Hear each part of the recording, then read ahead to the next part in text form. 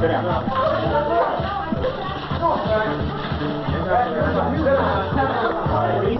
Everybody remain seated where you are.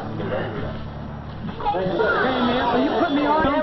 Yeah. Then why isn't alcohol made illegal? Flowers and grass. Like juice freaks get hangers and cirrhosis in the liver. Besides, grass is a habit forming like alcohol. Besides, that cigarette much worse. Right, man. As much as you want. Have a party. There's nothing wrong with grass. Yeah. 1,000 times. You'll never go to harder drugs. Don't take any films of me. You're not going to use them anyway. Well, speak your mind, then. Okay, I will. No one has the right to tell me what I can do with my own body, what I can eat, drink, or smoke. This is a free country, and no one has the right to take away my constitutional rights.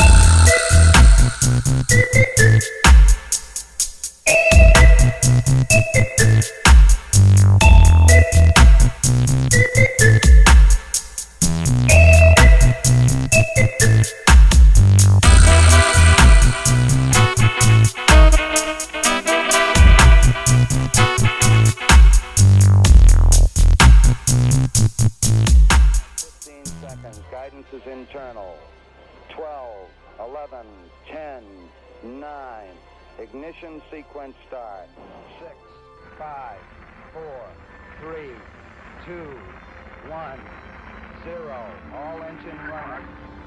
We have a liftoff. Liftoff on Apollo. Now, I'm sure that most of you know the old story about the astronaut who went far out into space and was asked on his return whether he had been to heaven and seen God. And he said yes, he said yes, he said yes.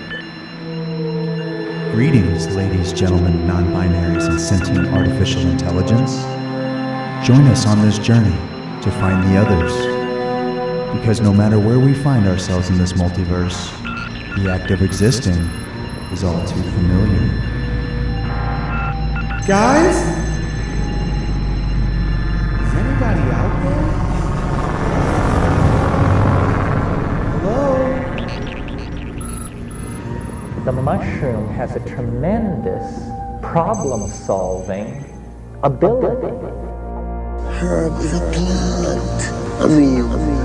Herbs are good for everything.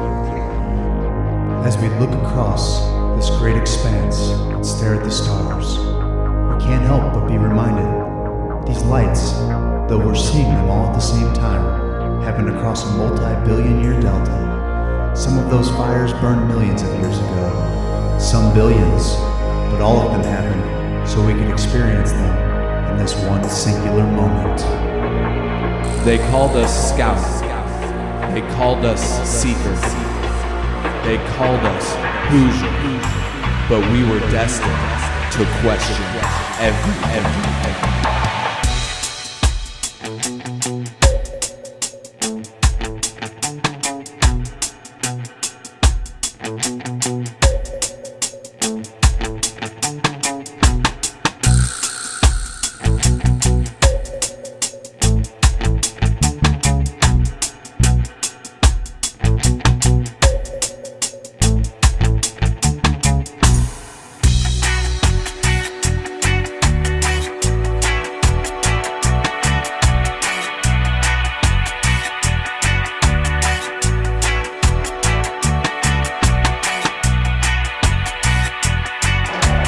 I don't know about you, but as for me, the question has already been answered. Should we be here? Yes.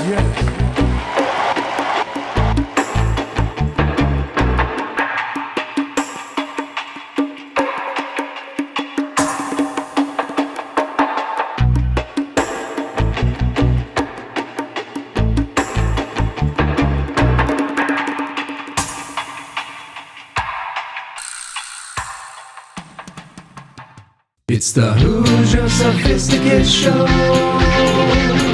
Question all the things that you know. Steve likes the weed. Steve likes the weed. Tell you about DMT. The DMT. Hoosier Sophisticate Show. The Hoosier Sophisticate Show. Hoosiers with the dream. Sophisticated blasphemy. It's the Hoosier Sophisticate Show. question all the things that you know. So let's set our minds free for the singularity. It's the Hoosier Sophisticate Show. The Hoosier Sophisticate Show.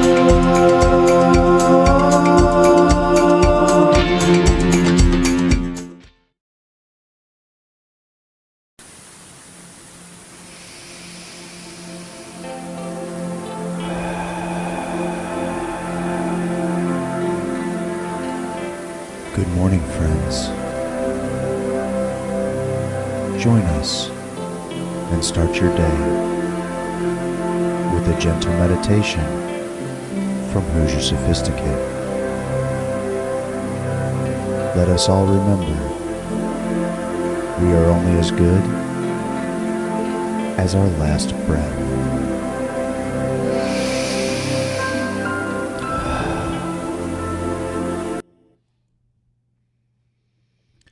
Close your eyes and take in a nice, deep breath.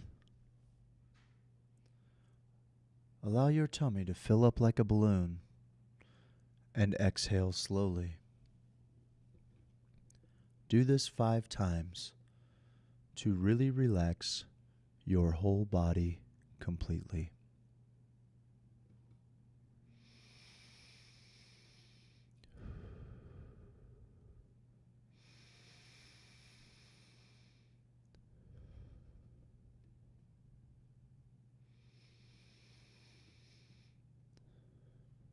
Your body begins to feel deeply relaxed and sinks down further and further into your nice, soft bed. Your legs begin to feel heavy.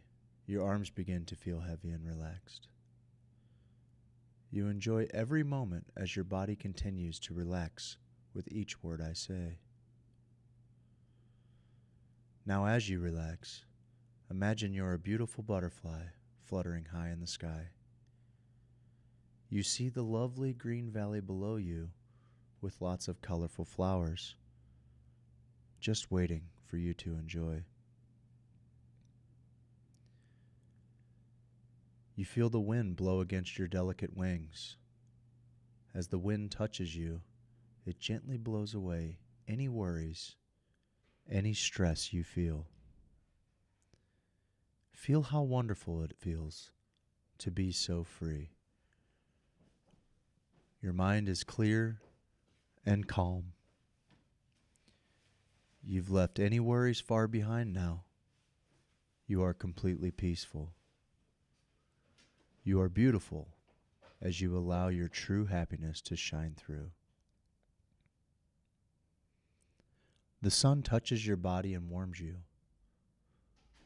The big puffy clouds floating in the sky remind you how relaxed and calm you can be whenever you want, just by thinking about it.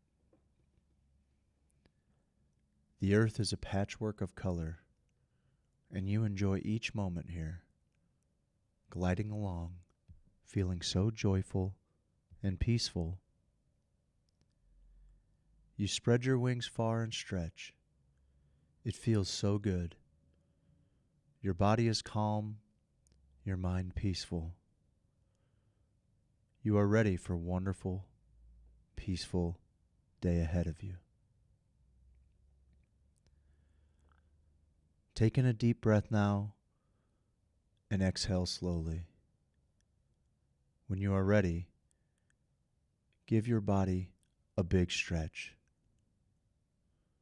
With a clear, calm mind, say these words to yourself. I am peaceful and I am calm. Ready for a wonderful adventure throughout this day.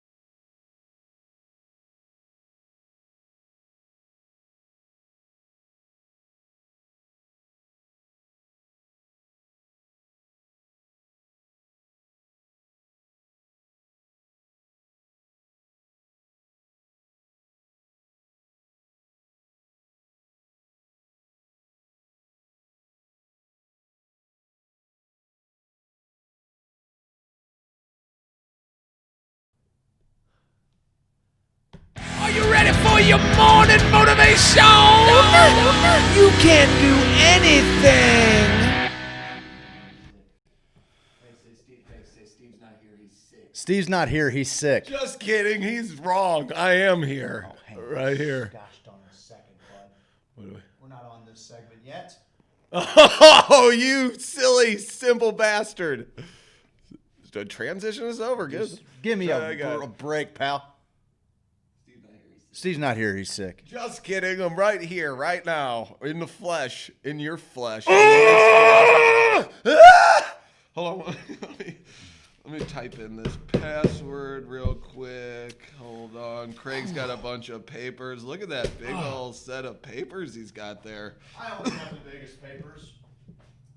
Come on. Guys, watch us on Twitch. I'm fired up to be destroying a platform, the world's biggest platform on Earth. Facebook. We're destroying it, and I can't be any happier. It's giving me my joy back. I see it in you. I see. I feel much better after we connect yesterday. Twitch, I went we down. connect Discord, and we kill Facebook. Kill Facebook. You ever heard of Wim Hof? Buddy, have I ever?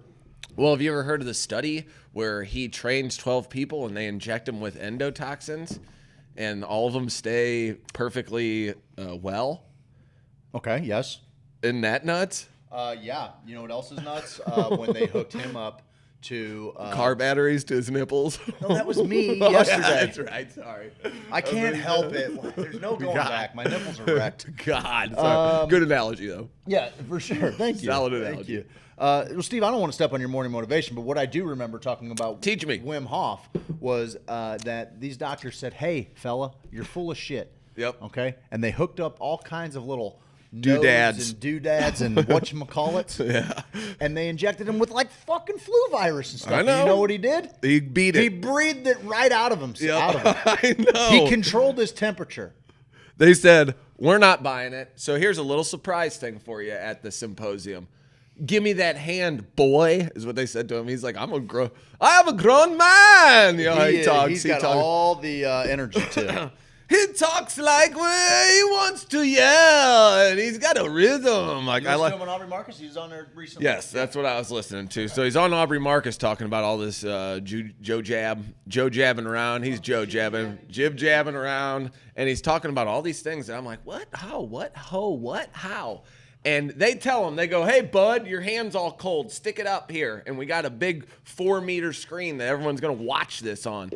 Because he kind of sounds like a charlatan a little bit, I'll be honest with you. He sounds like a big-time charlatan. Sounds like a drunken maniac Dutchman. It made me, yes. Like, he's like almost has like a Jamaican, Norwegian type preacher vibe to him, like the way he talks. Yeah, it's interesting. I love his everything he's got like going on. Paul Rudd's for sure, reggae, for sure, bass. right along those lines. You're like, is this real? This is real. This sounds like I talked. But they said, heat that hand up, boy. Is what they said to him. He's like, why again? Are you calling me boy? I'm 6'4". I'm a man. And I've swam through the Arctic. I swam through Arctic waters naked. I ran up Mount Everest in a pair of little shorts. Didn't just run up it like he ran a marathon across the frozen tundra barefooted. He won.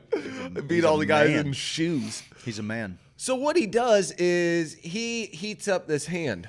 Mm-hmm. Heats it up on the screen. Everybody's seeing it turn from blue to red. So what he's tapping into is like the hypothalamus and the, I'll call it the pterodactyl part of the brain, but I know that's not right. It's something similar to that though. And what they're doing, top of the morning, you fuck the rain. Where are you, man? I had a dream about your brother last night. You're only human?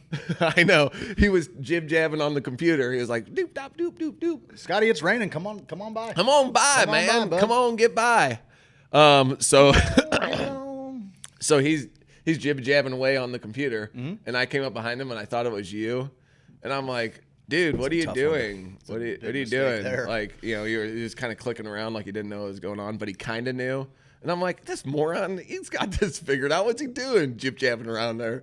And what is Papo doing? I go and tap on the shoulder, and it was Scotty, and he's like, oh, yeah, I'll get up. You know, and I was like, Okay. And then I went back. I was like, that was weird. Weird little dream. I always then like I blew him. I like cameos.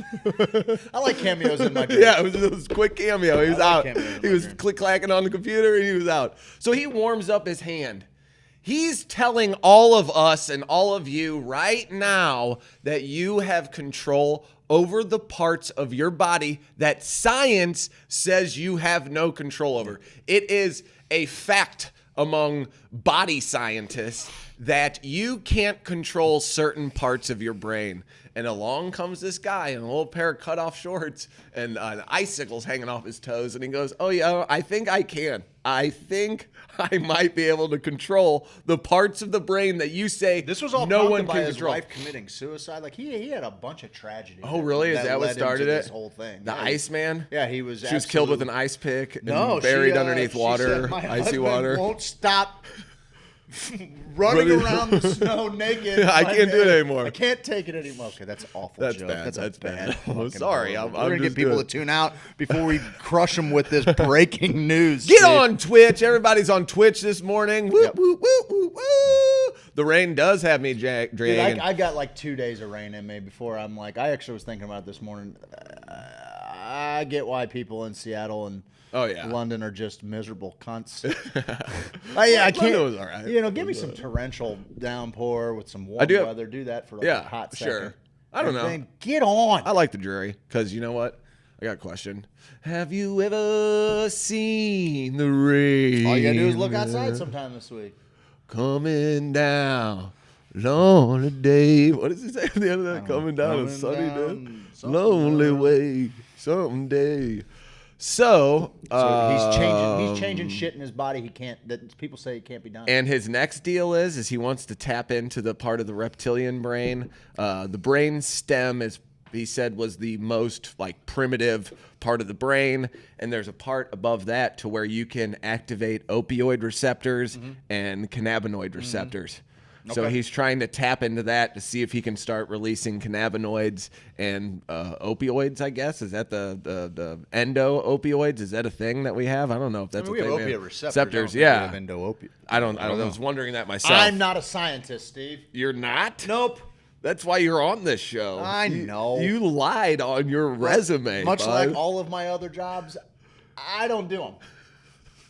You do a fine job multitasking. Don't sell yourself short. I mean, you're not doing anything well. That's what I got here. But big old fat stack of tree.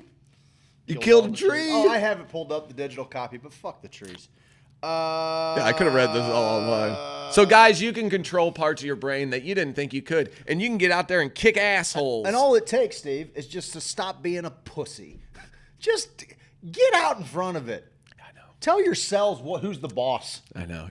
When you become the arbiter of your own body, it gives you a sense of freedom that you never knew before. And to chime in on what we were talking about yesterday with the mediums, someone mentioned that just because other mediums can fake what some mediums do, and that was kind of my deal. If it was real, I don't think someone could fake it. But this guy is proof that you can control your body, and it almost seems like he's faking it, right? Like he seems like this is bullshit. But then they're doing the test now to figure out that it's real. So who am I to say what is real and what isn't? I have no clue. Well, I'll tell you this, man, with just an elementary understanding of what I watched a deal on Spike TV before Paramount came about, and it was like people Spike and their TV was the only station I people and like their superpowers, right? Superhumans, I think. I love is what that it was show. called. Something like that, right? Yep. The one guy jumped into a pool. And there Did was you see that one?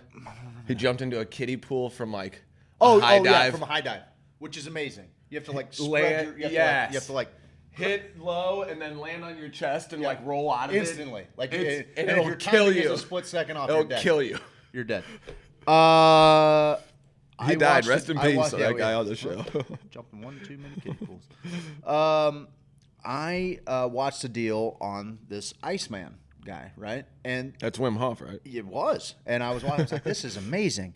And then, like, you know, he gets to be more popular and he starts to put his method out there. Because I was like, man, what are his, you know, that's what I love about this guy. He's like, no, I'm not a superhuman. Everybody can do this. I can teach you how to do this. So every time a little documentary would pop up with him, I'd, you know, check it out. He's an enigmatic character. He's pretty, I would say he's pretty. I don't know. He's very charming. He's a very charming guy. But anyway, I kind of wanted to learn. I've always kind of been into the cold, the extreme cold. Me and my buddies would be like, we could freeze each other out.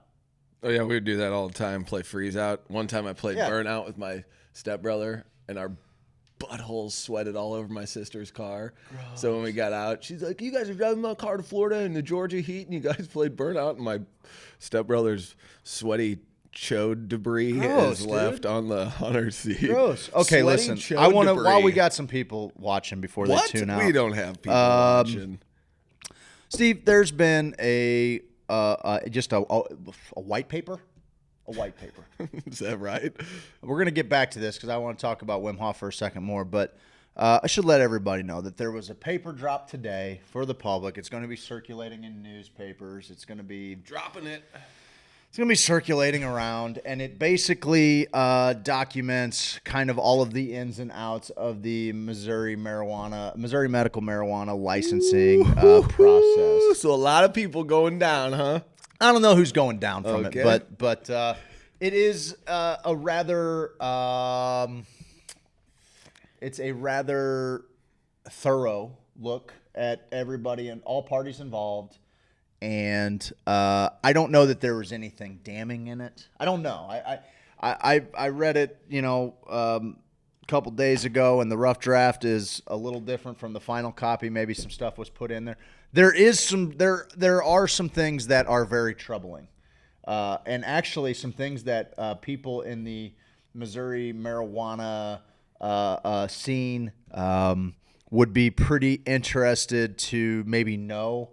Because I don't think that a lot of people thought we were anywhere close before Amendment 2 came about.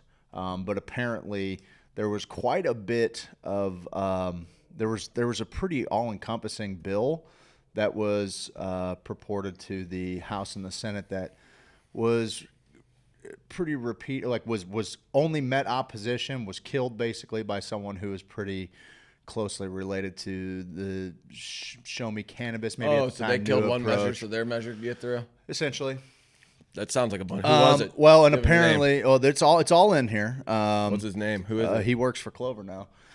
Anyway. Really? Yeah. Okay. Yeah. So there's a lot of that stuff. I will happily share. I don't know. It's out there. It's going to be shared about today. We'll post it. We're the first ones to have the news. There's a bunch of us. There's a bunch of us that got it. Listen, we are the first ones. Listen, I feel like if you're pretty closely connected to all of to what's been going on, if you've been covering the industry or if you've been following along, if you've been an advocate in any which way, you probably knew a lot of this, maybe not to the detail.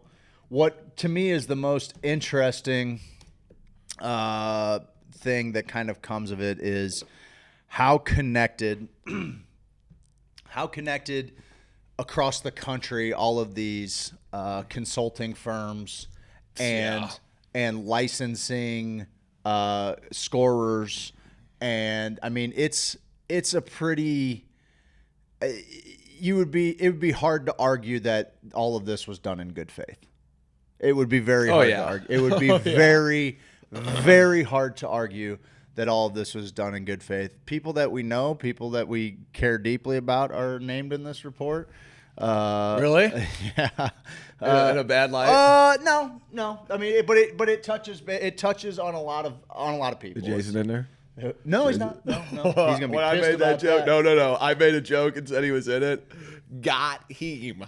Oh, yeah. That's what's getting him fired up. So I think what we'll do is throughout the show,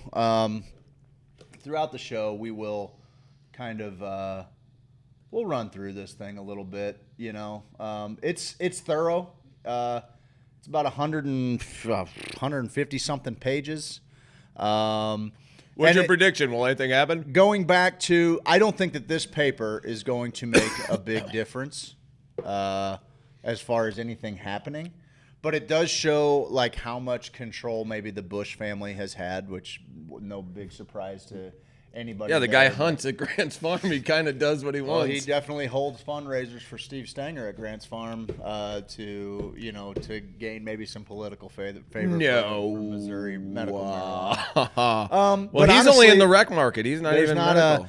Really, some of the more interesting stuff to me is kind of the stuff that has come from recent meetings with the new approach group. With the Hoosier Sophisticate guys. Yeah, with the Hoosier Sophisticate guys. Because let's be honest, guys, eventually, our transcripts in eventually we're going to be implicated in I all hope. of this. And you're going to ask why, and I'm going to tell you. If there's a piece of shit in the industry, I guarantee there's Steve's a picture made friends of with them. Steve has made friends with them. There's a picture of me somewhere. Speaking of with which, them. did you lock the fucking door this morning?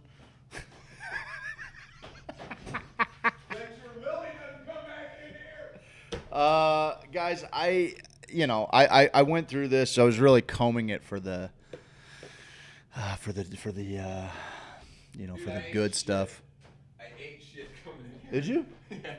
Not here, not just now, but you know how he has like those bamboo rugs in there, those raw paper big bamboo rugs. Yep. It's slippery outside, so I'm coming in hot. Well, I was gonna make a left into the garage area. The left foot, shoot right underneath the other one. I was like, damn it! It's slick out there. Be careful. What do I think's gonna come of it, Steve? Well, I'm glad you asked. What do you think's gonna come of this, man? I'll be honest with you. I think the best thing that could come of this is showing that the process itself was designed to have a cap on licenses. People talk about all the time how there's a floor, but there is a very legitimate, they show, excuse me, they show Jack Cardetti.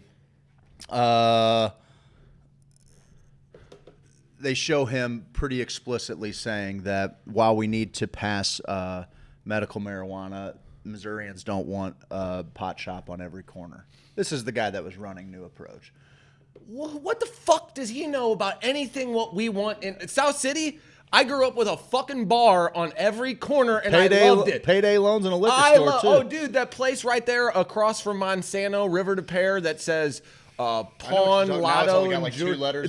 It's been losing letters my whole life, and it's been a staple in the damn neighborhood, okay? Sorry about you. Put a pot shop next to it. You think I give a shit? A place where people can heal them? That's what's fucked up.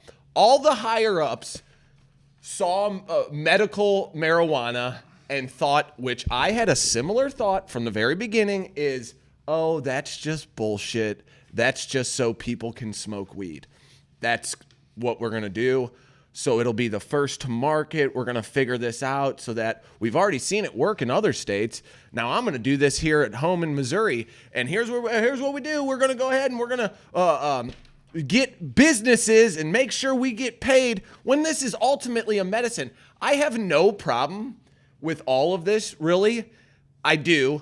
But I have less of a problem if it's recreational. If they're legalizing it across the board and they're saying, hey, there's a little fuckery, but we're legalizing this drug, and there's some shit that has to go down behind the scenes.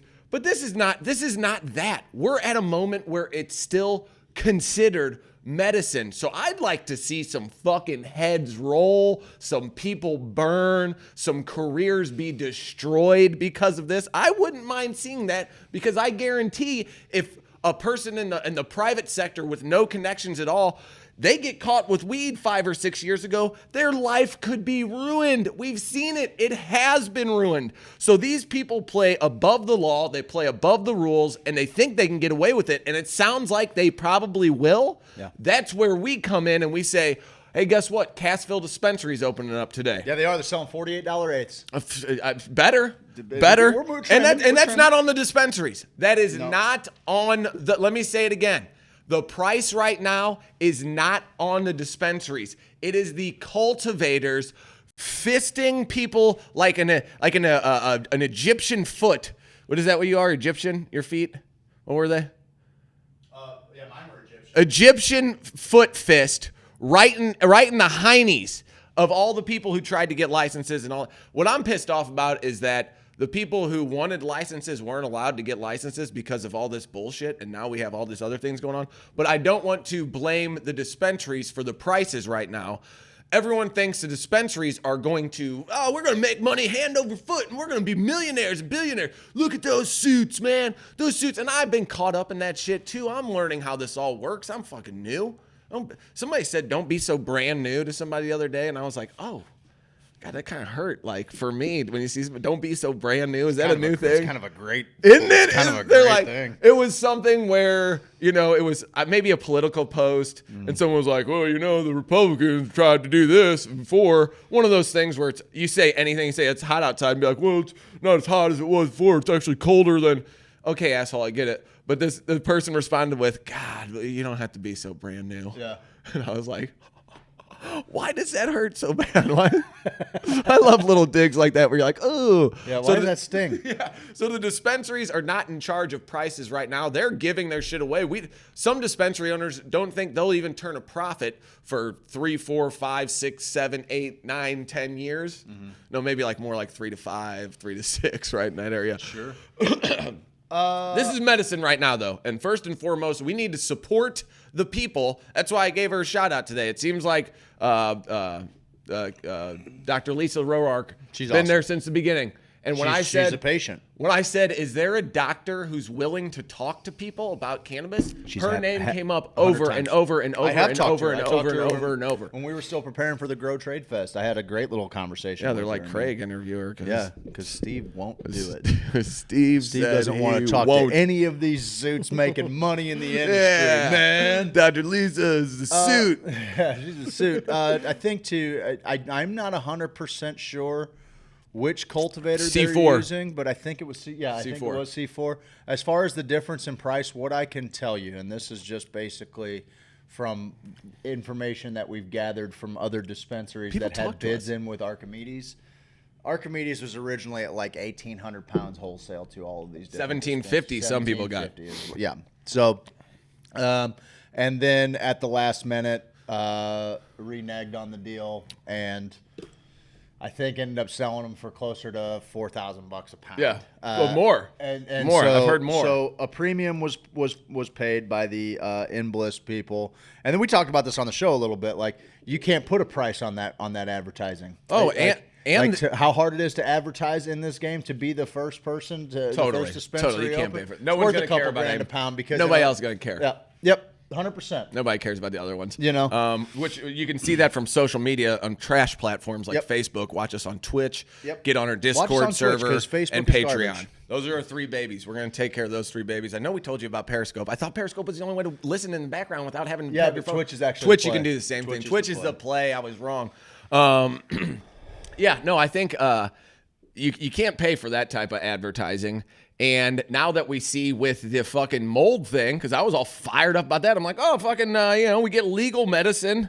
And now they're saying, oh, fuck, it's got mold on it. That may have been an unsubstantiated claim by one person. And it was weird the way when they had it tested, DHSS didn't come out and say it's not mold, no mold at all. They said it falls under the legal limits. Didn't test for enough mycotoxins to be a... I just saw an article about mycotoxins being in cancer patients' medicine, and it made them sick, fucking killed them. So there is something there. That's the thing, man. With it being federally illegal, and I looked that up. So if we want to talk about that in the third hour, our sex, drugs, and rock and roll hour, I looked up about how many ways we can possibly, as Steve and Craig, how we can get cannabis and psychedelics passed on a federal level, get them taken off the scheduling list. And everyone thinks the president can do it. I got a surprise answer for you. Okay. I'll stay tuned with it. Thank you. I threw up. Yeah, I'm not going anywhere, bud. I'm right here. I threw this up on the screen. This is what we're looking at. What happened in Missouri, America's most controversial medical marijuana licensing process explained from the Cannabis Consumers Coalition, October 29th, 2020. Executive summary: the struggle to control medical marijuana licenses and market share in Missouri has been hotly contested since at least 2014. This has led to 5 diverging campaign groups differing over access to licensing and strategy during the period of 2014 to 2018. In November 2018, Missouri voters approved new approach Missouri's initiative position petition, excuse me, Constitutional Amendment 2, implementing medical marijuana in Missouri, now Amendment 14 in the Missouri Constitution. In January of 2020, some 1,800 out of 2,200 license applications were denied, sparking a public controversy and legislative investigations into the process. Now, our friends, the Calicotes, Paul and Wendy Calicote, were, I think, the first people that we saw really win or lose. They were the first people I saw online say, well, we didn't, we're extremely saddened we didn't get a cultivation. And then kind of in the back of our mind, we're like, well, oh man, if Wendy and Paul didn't get a cultivation in a little town like Sarcoxy with an entire infrastructure already built out, like certainly they're going to get, manufacturing or maybe a dispensary. They got none of the above. And I think it's kind of, I'm glad that it's them who brought and the not primary, you. well, for sure, who brought the primary suit against the state. Because they're starting to highlight, for instance, when they asked for sunshine law request, the Missouri House got like 36,000 documents. Yeah. They got like 15,000, that's no bueno. You can't do that. Yeah, there's a difference in math. Yeah, there's over half. So I love that the Calicotes are leading the charge. You asked me kind of what's going to come of this. I don't know. I mean, it kind of highlights who a lot of the big players are. You went off on a tirade on Mitch Myers last week. They're getting ready to have product too. She has. What's it say about old Mitchie in there? Really, it just kind of explains her position at Anheuser-Busch. How she's tied in with Adolphus Busch as one of their officers, and he's pretty much had his hand in everything. Is that AB5? No, his dad. Okay. Yeah, and also August the 3rd. So there's. I mean, listen. You think Anheuser-Busch is going to sell out to InBev and not get into the next big thing? Like, you're out of your That's what I'm mind. saying. You're out of your fucking mind. I mean, old Nate even had an article about how all of and we've known it for a little while now, but it's always nice to get a reminder of all the alcohol companies going, hey, man, no marijuana. Yep. No marijuana. Oh, it's 66% in the polls that people want marijuana. We'll buy your marijuana company. We'll buy your marijuana. And they're, you've had drinks with Delta 8 before. Now there's just more. The other day, it was phenomenal. I could imagine. Delta 8's got a head change to it. Yeah, I don't know. I haven't had enough of it to get an effect. But my buddy brought back some ganja rum. One of the nicest little highs I've ever had in my life. Couple shots of ganja rum. It was in this green bottle. It was so cool. Really? Tasted like cannabis and rum mixed. I'm into it. You take 2 shots and you're like, yeah, give me I think I saw James Thomas talking about it. Give me a nice little 12% beer with 10, 20 milligrams in it or something. Yeah, that's a nice I'll be feeling pretty good. Drink 1 or 2 of those, will be in great shape. I just want to kind of show the table of contents here a little bit, what we're dealing with. This is kind of, a layout of everything that's going on. It covers them passing cannabidiol legislation in 2014, which Mitch Myers got in and Jason Strothide got in based on being nonprofits growing. Strothide? I don't know him. I just wanted to say Scroat. The Noah's Ark and Belief, they were set up as nonprofits, and with that, we're able to start growing high CBD strain hemp for kids with epilepsy and different seizures. So there's a couple of different interesting things that were kind of going on leading up to all of this from what I've read. And actually, I don't know why more people, especially any Republicans that were, that are cannabis friendly, why more people weren't stumping for Jim Neely. He was one of the few governor candidates running against Mike Parson. I think he's probably he's about to get timed out in the Missouri House. But he had actually put forth an initiative that was that they said initially would license about 200 cannabis facilities and within 2 years would license 700 cannabis facilities. Now, What this does not mention. What do you want one on every goddamn corner of the street? What this does mention is that there were pretty limited health issues. I think it could be used for, which maybe that can be added to, because once again, Paul Kurtman, representative out of I think the St. Charles area, former Marine, he was real involved. He spoke. We saw him speak at a couple different conferences. Oh yeah. Really put together, good-looking dude. Yeah, did 4 years over in Afghanistan. I remember that. And he got in front of the assembly and he talked called you a pussy. Yeah, he did. He's like, you never fucking went through with your Marine dreams, you big sissy. Yeah, he knew. And then I did pull-ups in front of him just to show him how strong I was. I got a poster of a Harrier. That was me at the VP fair. Oh, dude, I loved the Harrier. Oh, that thing will land up and down like a helicopter. Straight up and down. Now I've seen it all. I have seen it all, my friend. So one thing that I noticed with Neely's proposal, which had real strong support. It had real strong support. There was a Democrat House member from Kansas City, and I'm going to dig it up here, Holzman. And Holzman is now on the board of Clover. So is that the guy? He referenced earlier. That's the guy who he kept throwing up roadblocks. He's been pro cannabis all the way throughout, but he was like, "Well, you can't just say that marijuana is legal. You can't just do that. You have to have a framework." Like, what? Why can't you? Yeah, there's a framework on the streets. So, and then there were also a lot of state lawmakers who were basically saying like, "Why are we like?" One of the things at first was like, you had to have 500 grand liquid to even apply for a license. Acid? 500 grand worth of liquid? That's a lot of acid, bud. Jesus. What are they going to do with all that? Dump it in the LA water supply. And there were a bunch of people that came out against it and said, well, wait, why are we creating these false barriers of entry that are going to ultimately keep Missourians from taking part in the industry, not just getting medicine, but also being able to take part in this thing that we know is going to create a ton of money.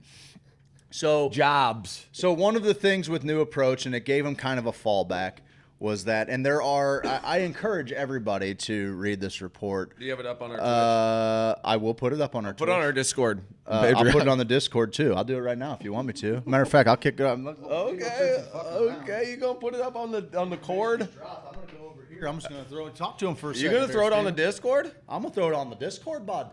Okay, bud. All right, people. We got weed and it's legal in Missouri medicinally.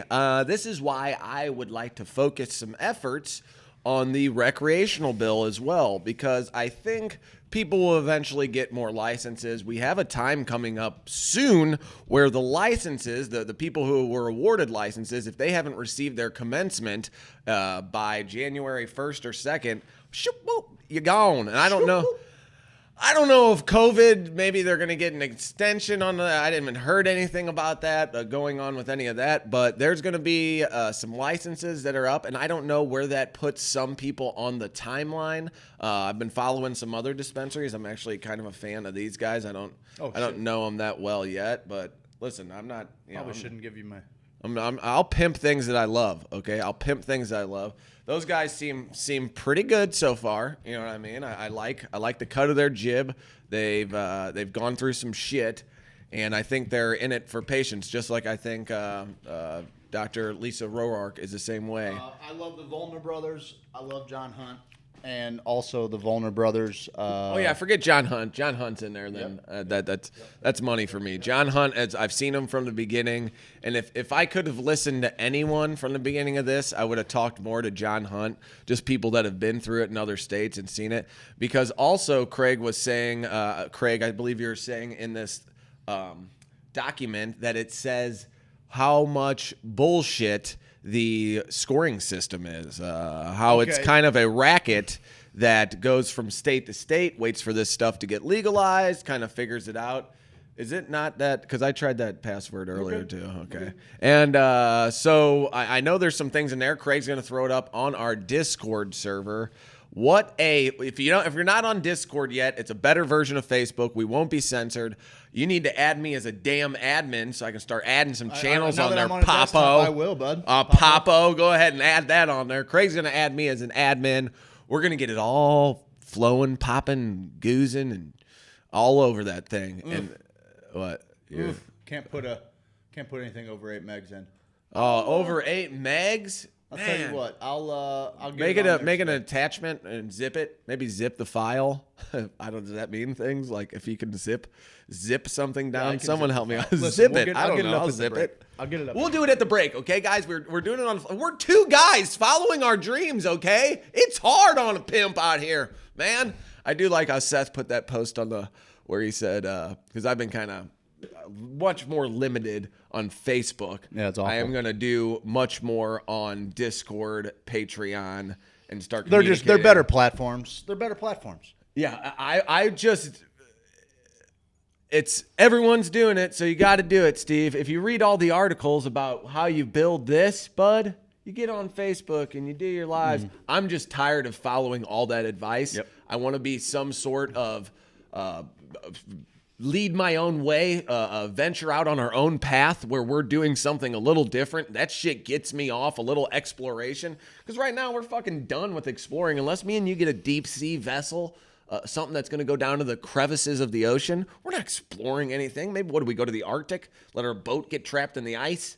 Float around for a little bit? Is that what we're going to do, That's bud? what we're going to do, bud. Is that Popo? Is that what we're going to do? Okay. So I want to focus on the recreational bill. Well, I want to focus on this right now, but I also want to focus on it. Because you asked me, what is this thing going to change? And I nothing. I don't think that anybody's going to. The future? You have to really connect some dots that now there are some definite transmissions between like Randall Williams and people that. How about him using his personal celly? Yeah, that's gonna fuck him. That's gonna fuck him good. Yeah, he's no Clinton. And also, so I mean, there's a lot of names here implicated. The Wise Health Solutions thing was the biggest fucking. I mean, that was the beginning of the fuckery. So a lot of these companies like Wise Health Solutions, these scoring companies, they've established themselves as people that have written legislation in already legal states. So there was like one of the people from Nevada that helped not only implement the program but also kind of run it for like 5 years. Now he's in the email with Randall Williams, but then he's also telling people that he can help them write their apps. Application. And there was also with MoCan Trade, every tweet from before March 11th, 2019 has been deleted. But there were tweets that said like, MoCan Trade meets, and it's going to be a very competitive licensing process. And that competitive licensing process, being a MoCan Trade member, does have its benefits. And that's a screenshotted tweet. I could probably find that fucking thing. Yeah, so I mean, was I running their Twitter at the time? Yeah, but you can ask. I might have been running their Twitter. You asked me kind of what's going to change. I think what the biggest thing that we can hope for. You said you want to focus on rec. Well, here's what's important: is that a lot of these people that are implicated in this. I don't want to look past medical, but I do want to make sure we don't fuck up rec too. We shouldn't fuck up medical. Yeah. I'd like to get Jake Tracy from Rooted Organics. Yeah. On the show here. Guy's doing a can drive right now. Let's go drive some fucking cans to the guy today. I love that dude, and he had a farm, he had a medical operation out in California, and as soon as rec came in, he'll tell you like it completely ruined the medical market. It swallowed it up. Anywho, what you asked, like what might be done going forward. Well, I'll tell you this. It's going to really kind of highlight this rec bill that was tried to put through before COVID, 128. Sure. I lost my cool a couple times on the internet talking about 128. He really did not like the people who supported that bill. I like plenty of people that supported that bill. There was just a couple that I think the world would be better without. He said he'd destroy every bill before he let that one pass, just because of those people. And you were kind of for it, like in some way. I was in until those smarmy little fucks told me that this is the way that it had to be. Good Fuck for you. Good for you. I'll blow this whole thing. Good for you. But I will say that there was some nefarity. There is some there's a recent meeting. There's meeting notes posted from the new approach towards the end of this report that shows kind of some of the things they're pushing for with this rec bill. Now you'll remember they were talking about micro licenses. Yeah. This is one of the things that really stuck out to me, partially because it was at the end of the report that I read, till late last night, but also because the micro license thing seems like a concession, right? Like it's like, oh, you can't be a big cultivation facility, but you can have a little guy. You can little guy. We'll trust you with a little guy. You can just have a little one. You let the big boys grow the big plants. Yeah, okay, okay, little guy. So that's kind of how that whole thing went down. But in these notes, like that? How we were talking? Just like that. That's exactly how they talk. That's like, weird. We're just gonna give them a little micro license. Is that in the notes? The meeting notes? They actually put like parentheses, baby talk. Yeah, baby talk. It really pisses them off. So a lot of these members with New Approach are people that are license winners now. You recognize the names if you saw them. No. They're license winners and they're consultants. And all of these consultants have basically just jumped from state to state to state. And there's a lot of people implicated. I'll go back to this for a second. I mean, like names like Chip, names like Duff. What is that, a little emoji thing there? I like it. Whoa, it's okay. someone's face? Yeah. Yeah, they must have a nitro on their server. Oh, shoot! Sup, danksters? What's up, Big V? Oh, shoot! Everybody get on Twitch. Everybody watch Everybody get on Twitch. Everybody get on Twitch. I just wanna tell you, you're gonna get a kick out of this. I'll kick it. Can I give you a kick out of this? Kick it. Do you know who Josh Mitchum is? Do I know who? Do I have? Josh Mitchum is? The Mitchum deodorant guy? Not the Mitchum deodorant guy. CEO of Clover. Oh, that Mitchum. I don't know him personally. But I mean, have we met him? Are you aware? I don't think so. The people that we've met from Clover, great. I love Bethany, them. She's one of the best. She is one awesome. Of the best. She is the best. I really enjoy my time with her. She's great. Bunch of stuff starts coming out about Josh Mitchum, where his money comes from. Where? Payday loans, predatory lending. That's kind of his MO. Okay? And I only say that because I should clarify this with, I think the idea of predatory lending is the fucking dumbest thing ever. Nobody's ever held a gun to somebody's head and said, "Take a loan from me." Oh yeah, I almost got one. I'm dumb. You signed the papers. Yeah.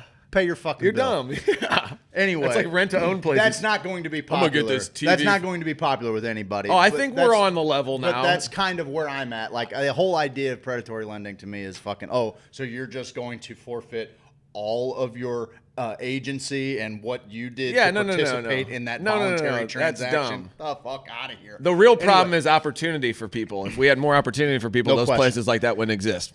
This is what got me interested. This came out of the recent New Approach Missouri meeting notes, like a couple weeks ago, about a month ago, last month.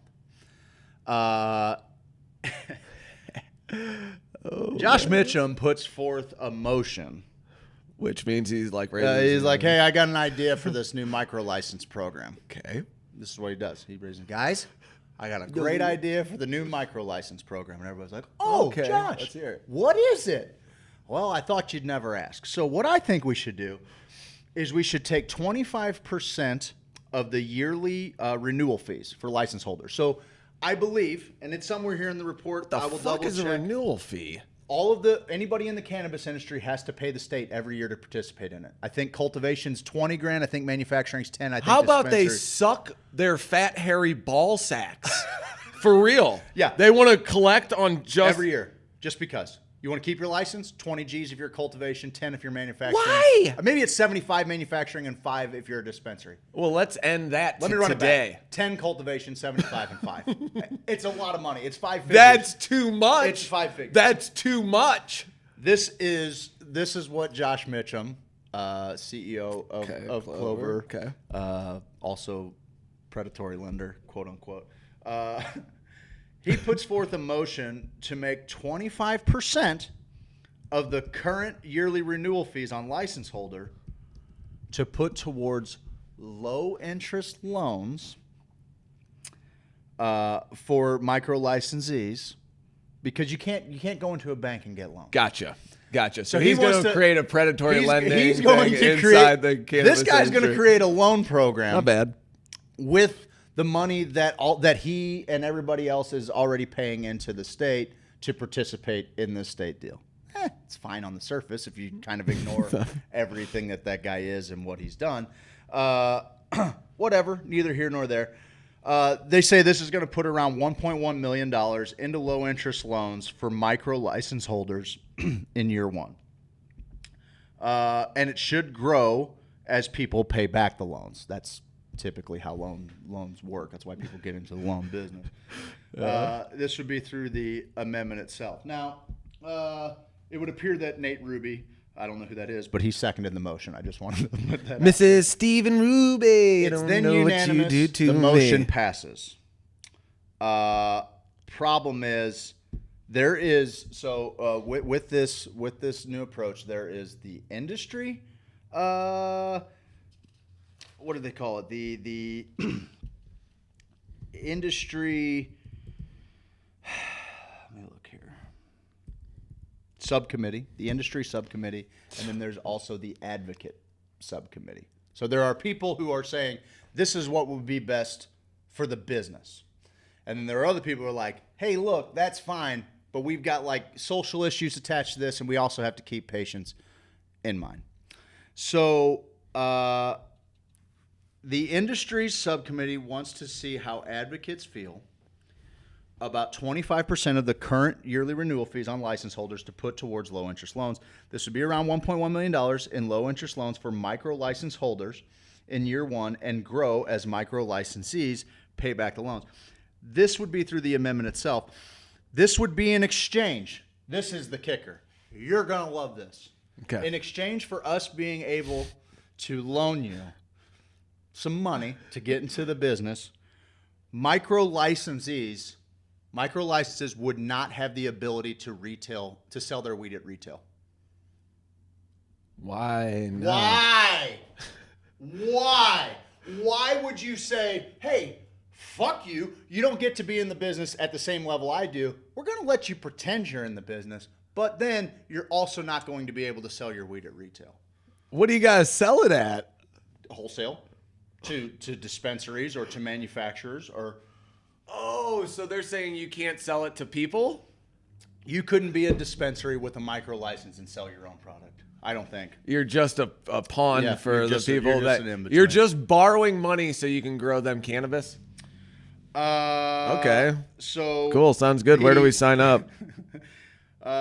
Subcommittee members asked what compromises the industry subcommittee is willing to make, since the advocate subcommittee feels as though giving up micro retail is a huge loss. You fucking think? That's the only way they could make it. Do you think it's a huge loss? It's the whole fucking reason you would even get a micro license. Like, why? What? Does this guy think he's gonna? I mean, I see where his head's Problem at. is, it's not just him, brother. Like, it was I know. passed with a unanimous decision on the board with the industry to put forth for the new IP for the Rec 128 bill. That people said good job on that. They all said, "Fuck yeah, we're in." And people said good job. Yeah, and the advocate subcommittee were like, maybe not. Maybe guys, maybe we should think about something, maybe a little equity or something to bring a little. But Steve, what if? Here's a compromise. What if 25% of the micro licensees were allowed to retail? 25% of the micro licenses were allowed to retail. We're allowed to sell at retail. So we're going to go through this whole process again. No, we're going to pick and choose which of the micro licenses get to on a sell smaller at retail. scale. Seems like nothing could go wrong there. That's pretty good. That was one of the things that stuck out to me. Look, I spoke out against 128 after kind of sitting with it a little bit, especially because our program wasn't off the fucking ground. Our medical program wasn't, and off the ground. And we fucked it all up. It looked like. And honestly, I mean, I think it's not very hard to see why a certain group of people were pushing to get it done so quickly. Under the guise of people are feeling pretty good about weed, guys. Let's get these Missouri voters to pass rec. But the problem is that it gave a year head start to everybody that already currently held the license, right? It didn't really change the language too much. I think it actually affected our plant count in a roundabout way. Yeah. And I should go back talking about Jim Neely's deal. It talked about there would be like 300 to 700 dispensaries inside of a couple, or not dispensaries, but cannabis facilities inside of a 3-year deal when he proposed that, and it got shot down. I don't think that there was any kind of home grow provisions in there. And one thing that I will not ever feel bad about having gotten behind Amendment 2 or anything else is that the home grow is the greatest. It's the greatest part of the whole thing. Right, man. I mean, it's 6 in 3 different stages. 6 flowering, 6 flowering, 6 veg, and we're 6, seeing some of these plants that people have. Dude, I mean, that's a big deal, and that's what's I think really frustrating, or what's hard to kind of get across to people is like, yeah, you should be kind of irritated with how long it's taken for product to hit shelves and how long it's taken for DHSS to approve facilities so that we could even do this, but. I mean, and look, we've got friends that own dispensaries. We've got friends that own dispensaries, and that we got friends who own dispensaries. People, you've asked me multiple times on this show, you gonna go to the dispensary? And I'm like, yeah, probably. I mean, probably once. I know, and you asked me, we gonna have dispensaries as advertisers? And I'm like, yeah, I don't need you. How about that? Like, that's the whole thing. Yeah. Like, I'd rather be able to sit up here, get some news, and like. Yes. And the thing is that we have created, I think, relationships, somewhat friendships, at least acquaintances with a lot of people that are involved in this. You got to. It's a small industry. We're all smelling each other's farts. We're all smelling each other's farts. And some of them, I like their brand. Some people are actively working against the patient's interests, though. Yeah. In ways where it's greed is the thing that guides them. And we've got to meet a lot of these people. That's like Jake. You can feel that guy has a good fucking heart and a good energy whenever you're around him. He's not in it to be like, man, how much? I'm going to make all the jack. I'm going to drive a Bentley. I'm going to eat at the best places. That's what Danny Diamond do. Danny Diamond make money. Dude, this is the dawning of the age of Danny. Okay. His lawyers probably love that micro business license. I've got our next skit. Already lined out, baby. I'm on the call. This shit writes itself, man. It does. It writes. Well, and that's just it. I mean, look, I went through, and like I said, just a lot of these people here, like, I mean, I'll let you take a look at some of the people that are in there. Mike Hunt. That's funny, guys. Real funny. Real funny, guys. Real funny. Larry Ellison, is that a CEO of? Yeah. What? Why is that? Is that a Kansas Oracle? City guy? Yeah. That's a big guy, isn't it? I don't think it's the same guy. But, okay. But yeah, but you're thinking of the right. I was going to say, well, good luck with that one, everybody. Good luck on that one. Yeah, I could. It's pretty amazing when we start talking about. Can we go to these meetings? They're not open to the public. We can if we're MoCan trade members, although with us exposing their gambit, I don't know that they'll want us. I just think, there's all sorts of listening devices we could, accidentally install. I don't know, man. Is that illegal? I'll tell you this. There's enough. There is enough. Ginger's asking about the Cassville dispensary. Have you heard about the wonderful price? Yeah, 44. Let's settle down with the wonderful price. It's better. $44.20. It's better. $44.20 is a fair price. I mean, for some of the first weed to market, I wouldn't personally. Yeah, no. If my guy tries to charge me that, for tested weed, I will. I'm gonna have to do one of those to him. Yeah, no, it's not gonna happen. My guy's gonna come at me with $45 of nah. Yeah, no, but no, I but- appreciate them. I appreciate them. I do. I appreciate them because chances are, in order for Lisa to sell eighths at 44.20, she's probably breaking even. She's probably just breaking out of it. You know, so I mean, yeah, they're paying for it right now. The first couple places are $1,000,000%. This is kind of so when we walked through the Archimedes operation. When we walked through that, you know, like I kind of got it because the numbers, the amount of money that old dude was saying that they'd spent to get this operation off the ground seemed a little crazy for me just because the operation was already built. Yeah, for sure. You know, however, for sure. I was like, how do you recoup? I'll throw a number out there. How do you recoup $50 million on weed? Yeah. How do you do that? I don't. And then I saw it and I'm like, that's how you do it. Oh, in 2 grow seasons. People that have, it is. It's better than KC prices. Better than St. Louis prices too. Yeah, I mean, Fresh Green and In Bliss paid a premium to be the first flower on the market. Ginger was all excited. I said, yeah, and they're like, better in case. Yeah, it is. That's a decent price. I mean, it's fine. I like the name Ginger Baker. Bassist for cream. Yeah, nice. Ginger Bromley. In the beginning, these cultivation facilities, because I'm interested. There's a couple things I'm interested in. First off, in the beginning, these cultivation facilities are setting the price. I got to think inside 4 years, a lot of these dispensaries say they're not making money for the first 5 years. They got a 5-year plan to get in the black. Now, I think after that moment, it's because they have luscious accoutrements, though. When all of a lot of them. Nice play on the accoutrements, bud. In the beginning, there's only a handful of cultivation facilities. They're setting the price. 5 years in, when all the cultivations are running, and hopefully, we'll see. If 5 years in, if we should probably have a rec measure passed and some kind of other licensing, then all of a sudden you're going to see a transfer of power from the cultivations to the dispensaries, where the dispensaries now start setting the prices. You know, they start telling start telling the cultivators, this is what we're going to pay you. What happened with the timeline there? How were first people able to get plants that grow at a similar rate? I don't know what I can be sued for. But you know, okay, just like let's just pose a question to the cannabis enthusiasts. Yes. Because I don't know. Let's pretend. Let's just pretend that we're in a pretend world. We're in a pretend world. Look at this. Right this is not real. This is not a real hallway. An infinite hallway. No, look, we stop right here. Like we can't go. This is not an infinite hallway. All right. We're in a pretend world here. Let's talk to the cannabis enthusiast. Let's say that you walked into a greenhouse, and that greenhouse had 15,000 square feet of vegged plants. Of plants that were about anywhere from 3 foot Not tall. quite 3 foot tall. Oh, some of them in that back part were as tall as us. So let's say you had a room full of plants like that. Full. Now, there's no testing facilities online.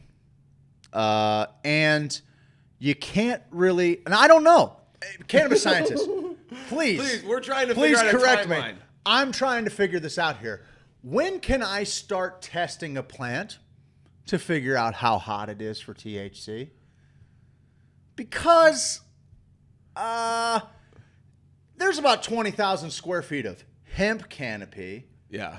And if I recall correctly, based on my recordings, 325,000 clones.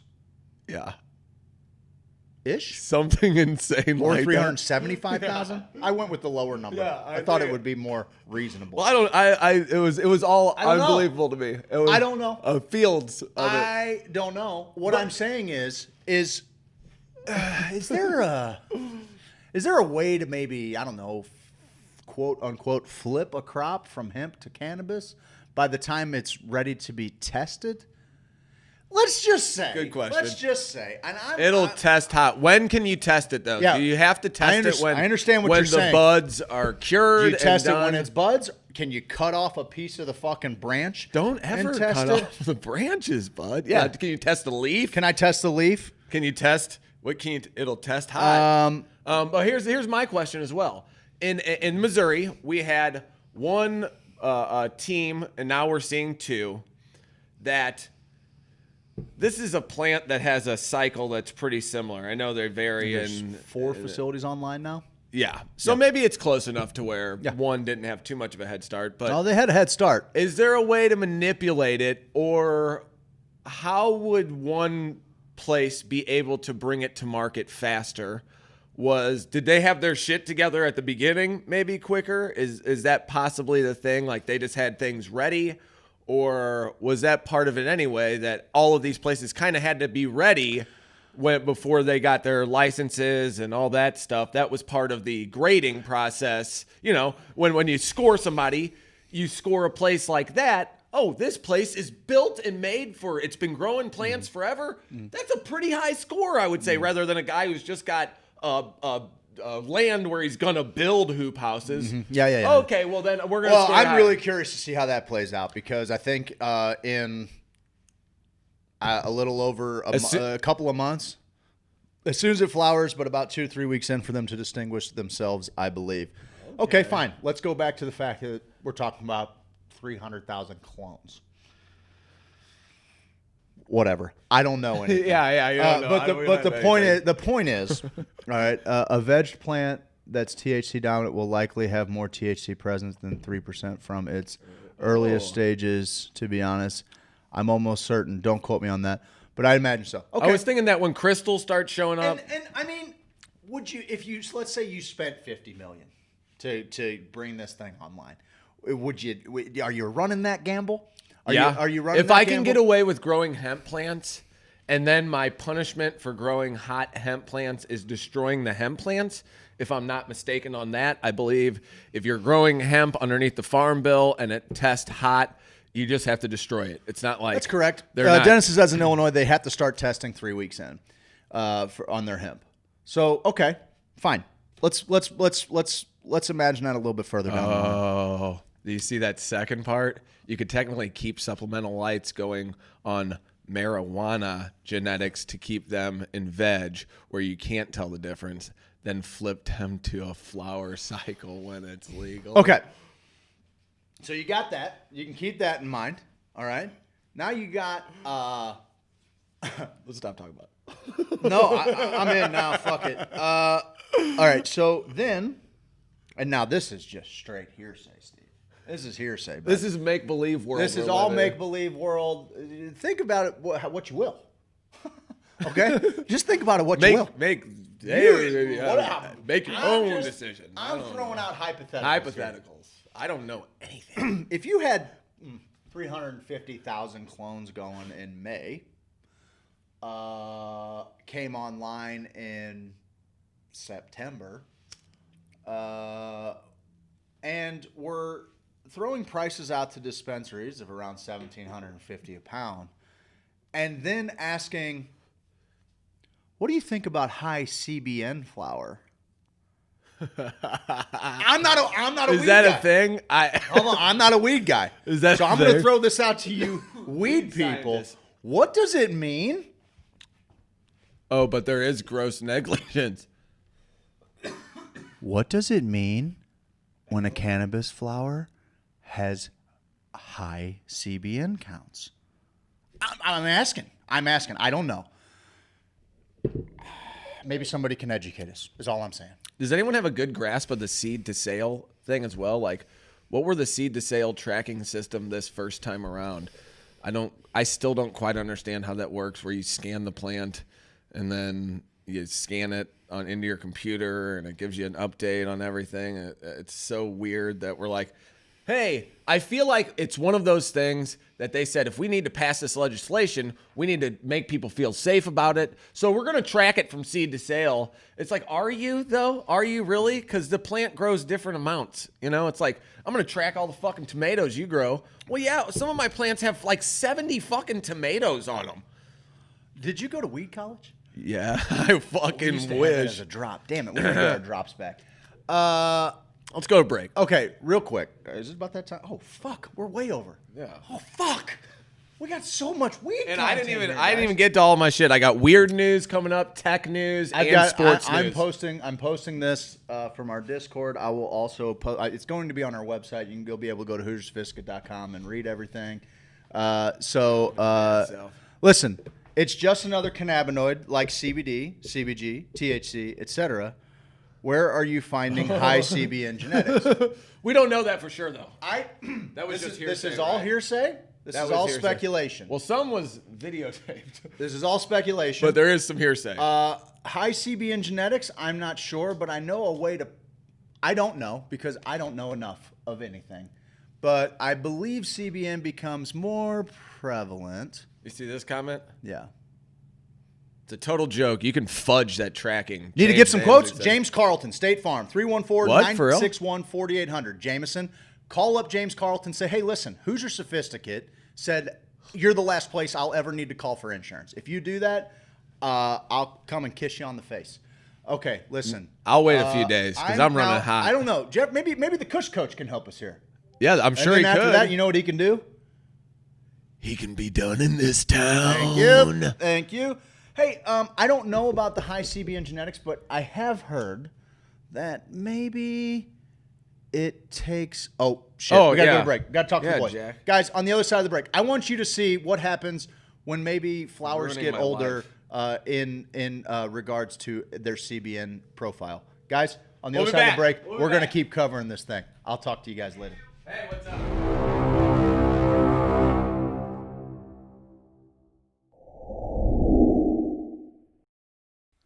I'm an outlaw, check it and see. Want a poster looking like me. Checking the swamp man for a pretty girl. Being an outlaw in an outlaw world. Hey, I'm an outlaw, check it and see. Want a poster looking like me. Walking my hound dog, surfing that swamp. Catching crow that do the sweetly stomp. Everybody do the sweetly stomp. It's a stomp. It's a wiggle, turn around, a little tickle.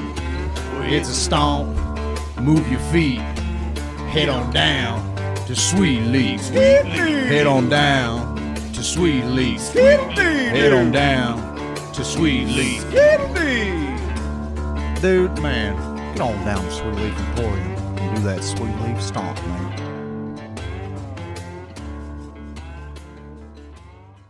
Do you take our insurance and are you cannabis friendly? Yeah. And they all said no. And then at that last phone call, that 8th phone call, I was like, do you know anybody that is? I'm desperate. I've called 7 other people. You're my 8th phone call. Yeah. At this point, I'm crying my eyes out. And this lady just felt bad for me and said, hold on, let me call you back in a few minutes.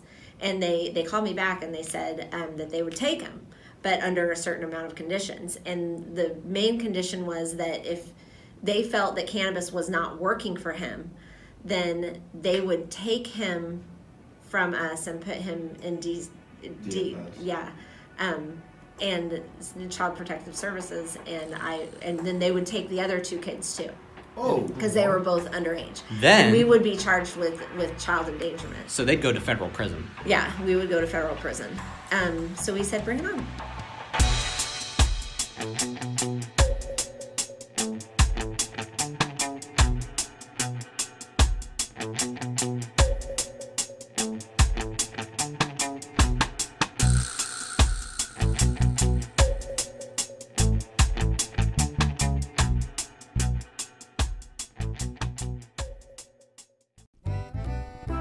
Hey guys, it's me, Kippy the Crazy Koala Bear, and I'm here to tell you about James Carlton Insurance. Kids, quiet down. It's the best. Kids, quiet down and listen to Kippy. Grown-ups need insurance, and Uncle James can help. Right on. Grown-ups need insurance. He's got the best reviews on Yelp. Grown-ups need insurance if they want to protect their house. Yes, sir. Grown-ups need insurance if they want to properly bury a spouse. That's a bit morbid. Grown-ups need insurance if they drive a truck. Okay. Grown-ups need insurance just so they don't get... Whoa, Kippy, you can't... Well, I was just going to say get in trouble. Okay, well, it you sounded don't like want you to were get going in trouble. like you were going to say something else. James Carlton, State Farm Insurance. You can find them online at carltoninsurance.net, or you can call them at 314-961-4800.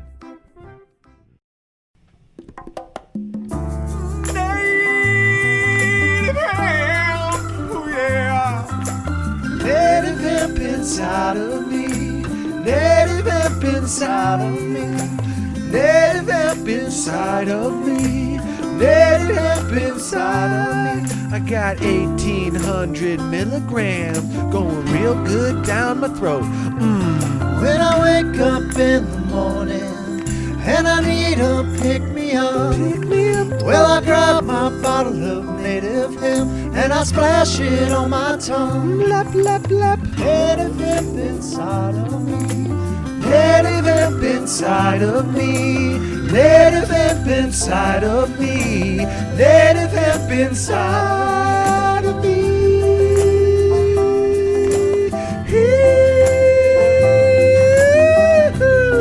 Native hemp extract, available at HoosierSophisticate.com. Enter code HOSO, H-O-S-O, at checkout for an additional 30% off.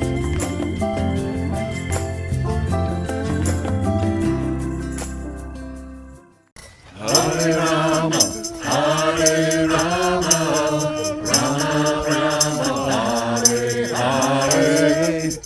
Hare Rama, we are back now.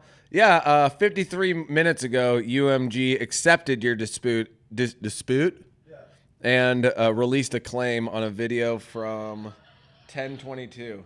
That's why we're getting the hell away from it.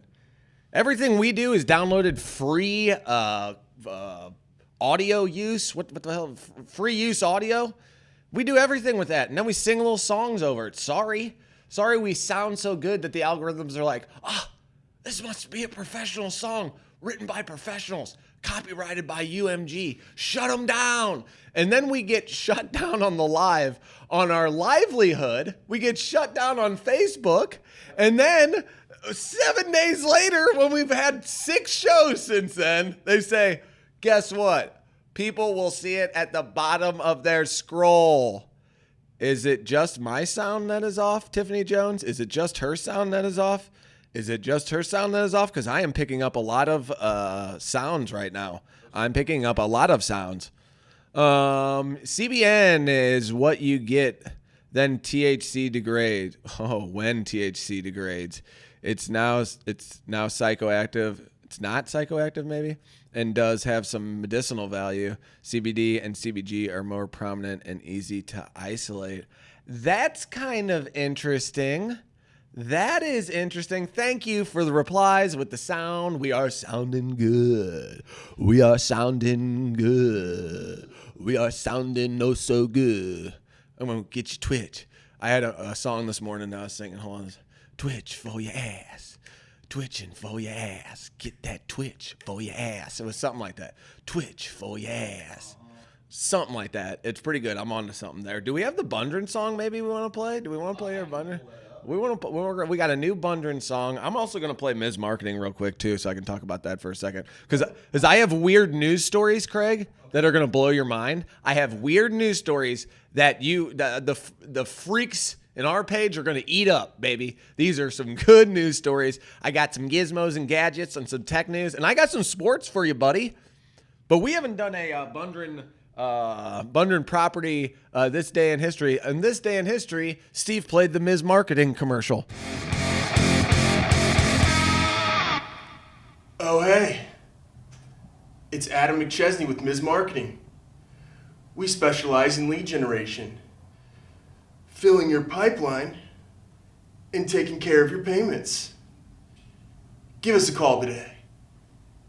Adam from Ms. Marketing took me from 10 leads to 300 leads in a month, and I became the strongest boy in the schoolyard. He increased the revenue for my charter fishing business by 30% in 1 month. Ms. Marketing. What was that Facebook algorithm?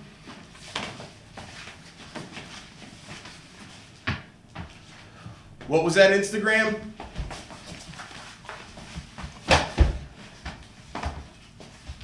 Ms. Marketing.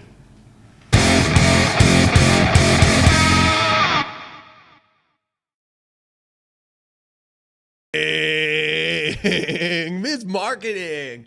I am super excited about our partnership with Ms. Marketing. I think we're going to call it Odd Ads, powered by Hoosier Sophisticate, powered by Mycelial Media, one of those deals. But what we're going to do is what we do best. We're going to make content for people following their dreams. We're going to showcase them in hilarious ways. So when all their friends and families see the half-cocked ideas we got for these people, when they see how wild and zany these two fellas are, and when we get with a new person, it's like, what? When we do that, I could see this taking over the marketing game. I could see a lot of companies copycatting this in a few years. Us and Ms. Marketing are going to take over the social media game. I'm not even going to be on Facebook. I got this weird thing going on right now where I'm like, man, forget Facebook, but I want to be talked about on Facebook. Fuck Facebook, man. And but it'd be nice to have videos shared on Facebook. That way you fuck Facebook so hard, but then other people are sharing your content on there. So you say, I don't even need you, Facebook, to have content shared on Facebook. And it's like, yeah man. Take that man. Shit right in your behind. So us and Ms. Marketing, if you have a little business or a medium-sized business, possibly even a large-sized business, whatever they're calling that these days, if you have one of those and you want to get noticed, you want to get some leads, and guess what? If you want to advertise with these guys, Hoosier Sophisticate, Ms. Marketing will set up a bunch of extra shit for you, like a landing page, like a phone number to call that we can give out, and then when they call you, you'll get a text message, and you'll be able to contact the people who want your services, and you'll know exactly where it came from, Papo. Buddy. Okay, we can offer things nobody else is offering in the industry. It's got me all fired up again. I got to be honest. Facebook had me down in the dumps. I think I was also feeling like garbage on the inside. I've been eating better, okay? Because Festus is filled with fast food joints. And I've been going ham. Every time I'm done with the show, I'm like, Craig, I'm hungry. I'm going to go get a triple cheeseburger. It's kind of like the carnivore diet, except it's made by Papa over at Steak and Shake, who's picking his nose and then making my hamburger patty. I don't know what they're doing over there. I like to make my own meat. I made fried pickles the other night. I seared up some steaks. You made fried pickles? I made fried pickles, Papo, and they were delicious. I took panko breadcrumbs. I took an egg, some milk. I took some Cajun seasoning. I took flour. I took a little dill weed. I mixed it all up, made sure I put a bunch of spices in there. I even put like the steak seasoning spice that sounded like I had a bunch of good shit in there. Yeah. I dipped the pickles in there, little hamburger sliced pickles. Okay. I take the little circular ones. I take them, I dip them in that little batter, and then you got to let that sit for 5 minutes. And then I dip them in the panko breadcrumbs, and then fry them up. Boom, fry for like, I'm talking, dang, dude, 10 seconds. We had a little feast of fried pickies. They were so good. Fried pickles get inside me right now. Okay. Let's do it. I want a Kush. Oh, Kush Coach wants an ad? Okay. I can't do it. He's done in this town. Yeah. I will have to go to a different town to record his ad. That's how you beat the system. You're done in this town, Kush Coach. Let's come to you. Are you in Colorado? Yeah, I think he is. We'll come to you.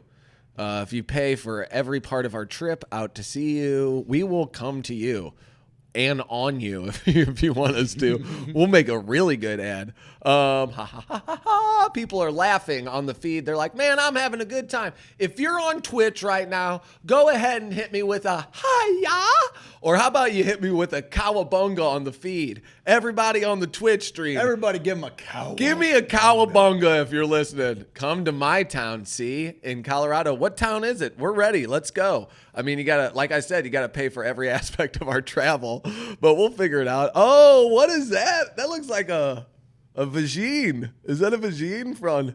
Hi-ya! Somebody gave us a hi-ya on the Twitch stream, baby! That's Michael Ote. Guys, if you don't know what's up, then you need to download the Hoosier Sophisticate podcast. I know you guys are actually listening to the show let these right people now. know. They're probably going to tune out of our broadcast if we tell them, but if they want to go and read this blog and download the PDF, it is You figured it out? at HoosierSophisticate.com in the blog tab.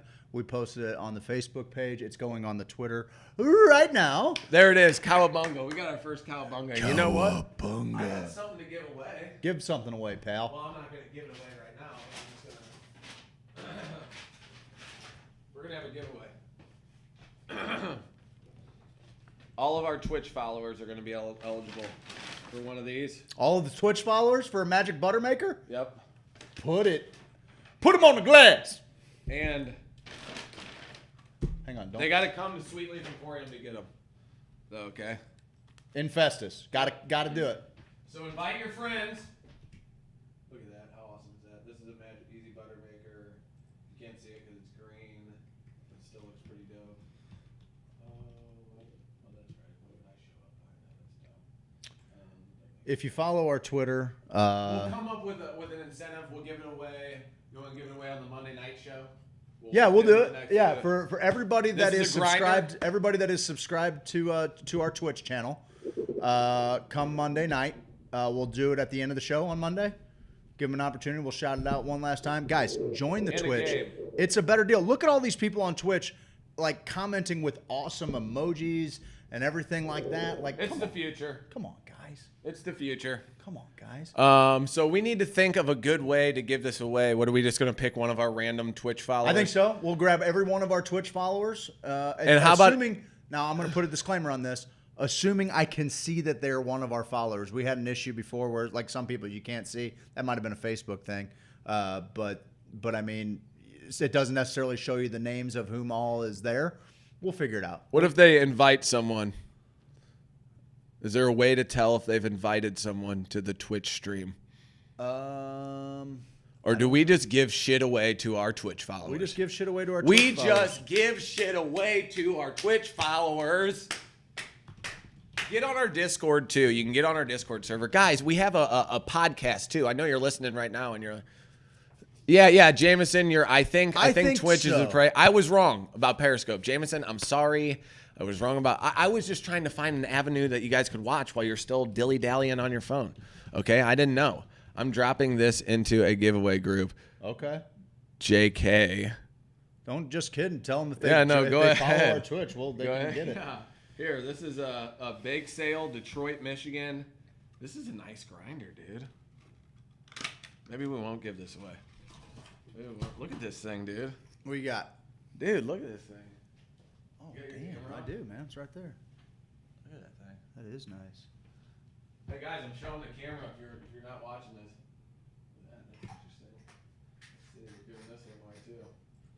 My COVID hands all over. All right. Ooh, that's interesting.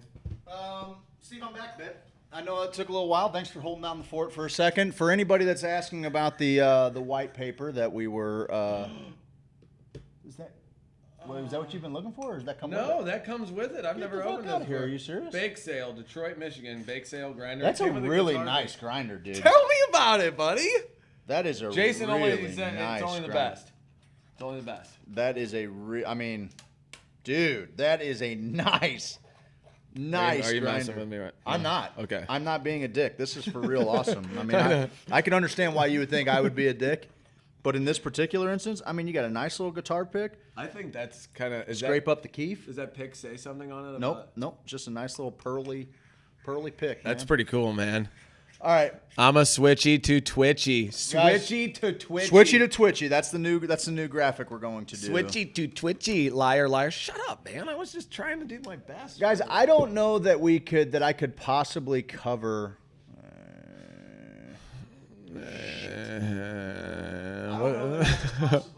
And he's gone again. He's gone again. This is the best morning show in St. Louis internet history. That's no doubt. That's what someone said. Someone said that. Someone did It was say that. me. Are you ready to get into the news of the weird? Or are you still covering this? I'm just gonna go back to it for 2 seconds, and then we will, guys. So the thing that we discussed for the first hour, maybe we'll get back into it with sex, drugs, and rock and roll when we get back to the stuff that matters. It's supposed to be the third hour. Yeah, in the third hour. But I want to just get out in front of it. Everybody's asking whether or not this is available anywhere. It is. Now all you got to do is go to HoosierSophisticate.com, click on the blog tab, and you can download this PDF to read at your own pleasure. Okay? This was by the Cannabis Consumers Coalition. And there is a lot of Cannabis Consumer Coalition. Do you know I think there were a few contributors. I'm not sure who all put it together, to be honest with you. So, however, I'm happy to put it out there. So he can cover travel costs. Well, we'll come see you, bud. We'll put something together with you, Coach. You're done in this town, but doesn't mean we can't come to your town. Bud. So just to kind of reiterate, a bunch of people in the first hour said, "Is there anywhere I can find this thing? Can I find this thing anywhere? Can I read this for myself anywhere?" And I'm going to tell you, I don't know how much of it was gotcha stuff, but I will say that there was enough. This will show you kind of who the Cannabis Consumers Coalition is. Registered to CCU, federally recognized 501c3 consumer advocacy organization. Acts as a consumer watchdog in the cannabis industry. I believe they're out of Colorado, Lakewood, Colorado. So there's a whole table of contents here. You can kind of jump around. There are people by name that are all through here. This Paula Givens lady is an interesting character. She was a federal prosecutor. Lisa Givens? Mike Tyson's gal? Robin Givens. Robin Givens. Yeah. Lisa Givens? Anyway, there's some people implicated is, I don't know if that's the right word. But it is interesting to see how Buddy let's hear some more footnotes before I take a deep dive. Okay, well, I mean, you don't have to do any of them. We will in the third hour. We'll get back into it in the sex, drugs, and rock and roll segment. But I mean, as you can kind of see, it lays out kind of a lot of things that took place. I don't think any of it is necessarily illegal, but except for this. But there have been people. It's just cool we can do that. Yeah, there will be. I don't know. There will be some things in there that you'll be like, wait a minute. So the people scoring were also selling consulting, and the people that wrote the language were Georgie also Knowles running is on around. Facebook. Morning, Georgie Nolan. Georgie Good Knowles, morning, get on Georgie Twitch. Nolan. Come on. He's trying to get off of Facebook anyway. Good. That's what we're trying to do too, bud. Papo. There's a lot of interest. It's actually a pretty easy read. I sat in bed last night and finished it up, and it's the Wise Health Solutions thing was keep going down. Pretty rough. Okay, keep going down. Is this still a table of contents, right? Yeah, it is. It is. Okay, this kind of shows everything that's going on. The conclusions of kind of, what the paper kind of lays out. It shows a lot of things that were. Is this some sour grapes here? I think there's probably some of that. I don't know. Yeah, I think there's probably some of that. I also think. But I would also have sour grapes if my livelihood was taken from me. I don't know that this was necessarily written by a scorned license applicant. Okay. Maybe they contributed. Okay. This is more of just kind of a timeline of events from 2014 to now, of kind of the major things that have happened to lead to what we have for a medical marijuana program as it sits. Okay, well, let me ask you this, and we're going to get to it in the third hour again. But was it maybe a blessing in disguise that some of these people didn't get licenses and the industry kind of works itself out? Maybe. And they can kind of keep them in check a little bit. Maneuver better next time. I didn't mean to ring that bell. I just needed some native hemp extract for my cognitive function, bud. But, I wonder if... No, you know what? It's stupid to say that, because if you lost money on it, that sucks. But maybe you would have lost a ton more, and things went kind of haywire. I want to get all the riffraff out of there. Here's my goals after seeing this. Let's really call the people out who need to be called out, and let's raise the people up who are in it for the right reasons, who we know where their heart's at. They're in it for the patients. Raise those people up. Shout their names from the rooftop, and let these people bury themselves with greed. Because this industry ain't about that. Well, it ain't about that. It's not. This but community ain't about that. You and I have talked about it, right? We've talked about how.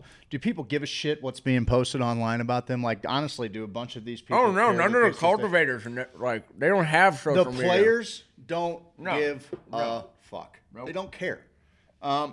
And so, like, when I look at some of the names, but I think that's a thing where if you get far enough down the river, there's no turning back. You have to gain enough momentum. I agree with you. It's one of those things because it means nothing, means nothing, means nothing, means nothing. Yep. And then all of a sudden, oh my God, everyone's talking about it. That's right. That's right. And they have to get out in front of it. And they have to do something. And we just support the people who we think are doing it right and let our friends and family know, hey, if you're going to get some cron, you're going to get some medicine, you're going to get some herbs. There's people that you're going to get some doja, you're going to get some stinky Buddha, you're going to get some rec. You're going to get some Cletus. You're going to get some Dang James. Some green spinach. Exactly. You're going to get some of that. You're going to get some jazz cabbage. Some Giggle bush. Thank you. So you get some of that? Yeah.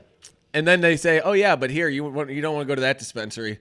That one's run by a complete asshole. This one over here is kind of a mom and pop dispensary or whatever.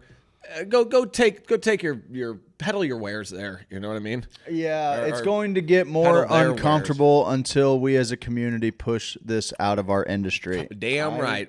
I agree. Because we can.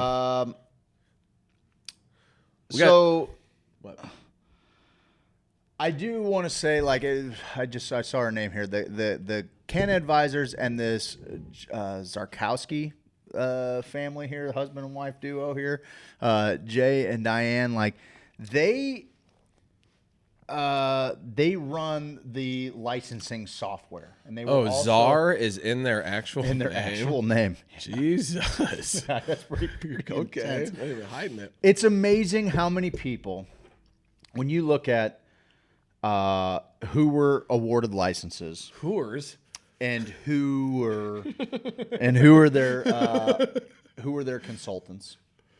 You know, we saw it, bud. We went to events. Don't talk to me like that. We saw it, bud. we went to conferences all over. There were people saying, "Well, you should probably work with our consulting group because we've written applications." Wink. Some of these people on their LinkedIn profiles be like, wrote the number 4 scoring application in Massachusetts, wrote the number 6 scoring application in Washington. Well, that's like some of the people who helped write the legislature. It's like were literally consulting. like just people sitting around there. Smells good, doesn't it? You know, like, what? You guys are playing a game. Nope. Oh, what's my hand smell? It's not bad. Oh, not bad. Not bad. It smells like soap. Yeah, mine too. Mine too. And the insides, the pungent aroma of the insides of a middle-aged man. Me. That was me. That one's me. Sorry. Yeah, light it up, bud. You like this stuff. They forgot the grassroots are the consumers, and that is an important distinction because I don't know what this does. I don't know what this paper does, but I'll tell you one thing it did for me. I felt pretty good about putting the brakes on 128 whenever it came out. And here's why. The only reason, boy, that is attacking me, and I love it. Yeah, put it out now. You can put it out. I'm all right with it. Okay. Yeah, I'm okay with it. It's going to get hard. Okay. Hard, boy. Hard, boy. Why are people putting faces on the Twitch? Because they can. I know. Because it's Twitch and they can. That's why you should be on Twitch. Look, I opposed 128 because nobody acts that like it's that big of a rush unless they're trying to get something over on you. Like, for real. That's where I'm at. It had nothing to do with the language. It had everything to do with I'm like, wait, you want to get this done? No, just do it. Guys, no, you got to do this. You got to do it. Go this way. All right, good. We did it.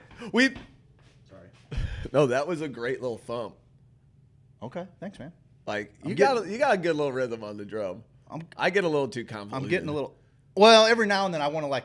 All right, I'm gonna kick it to the 4-3 Yeah, time. I'm gonna kick it to 4-3 time. I know. Me too. Dude, and I we can't. just printed the most awesome shirts at work. Okay. All right, I got it. Yeah, punch that thing out. There's no airflow in here. It's killing us.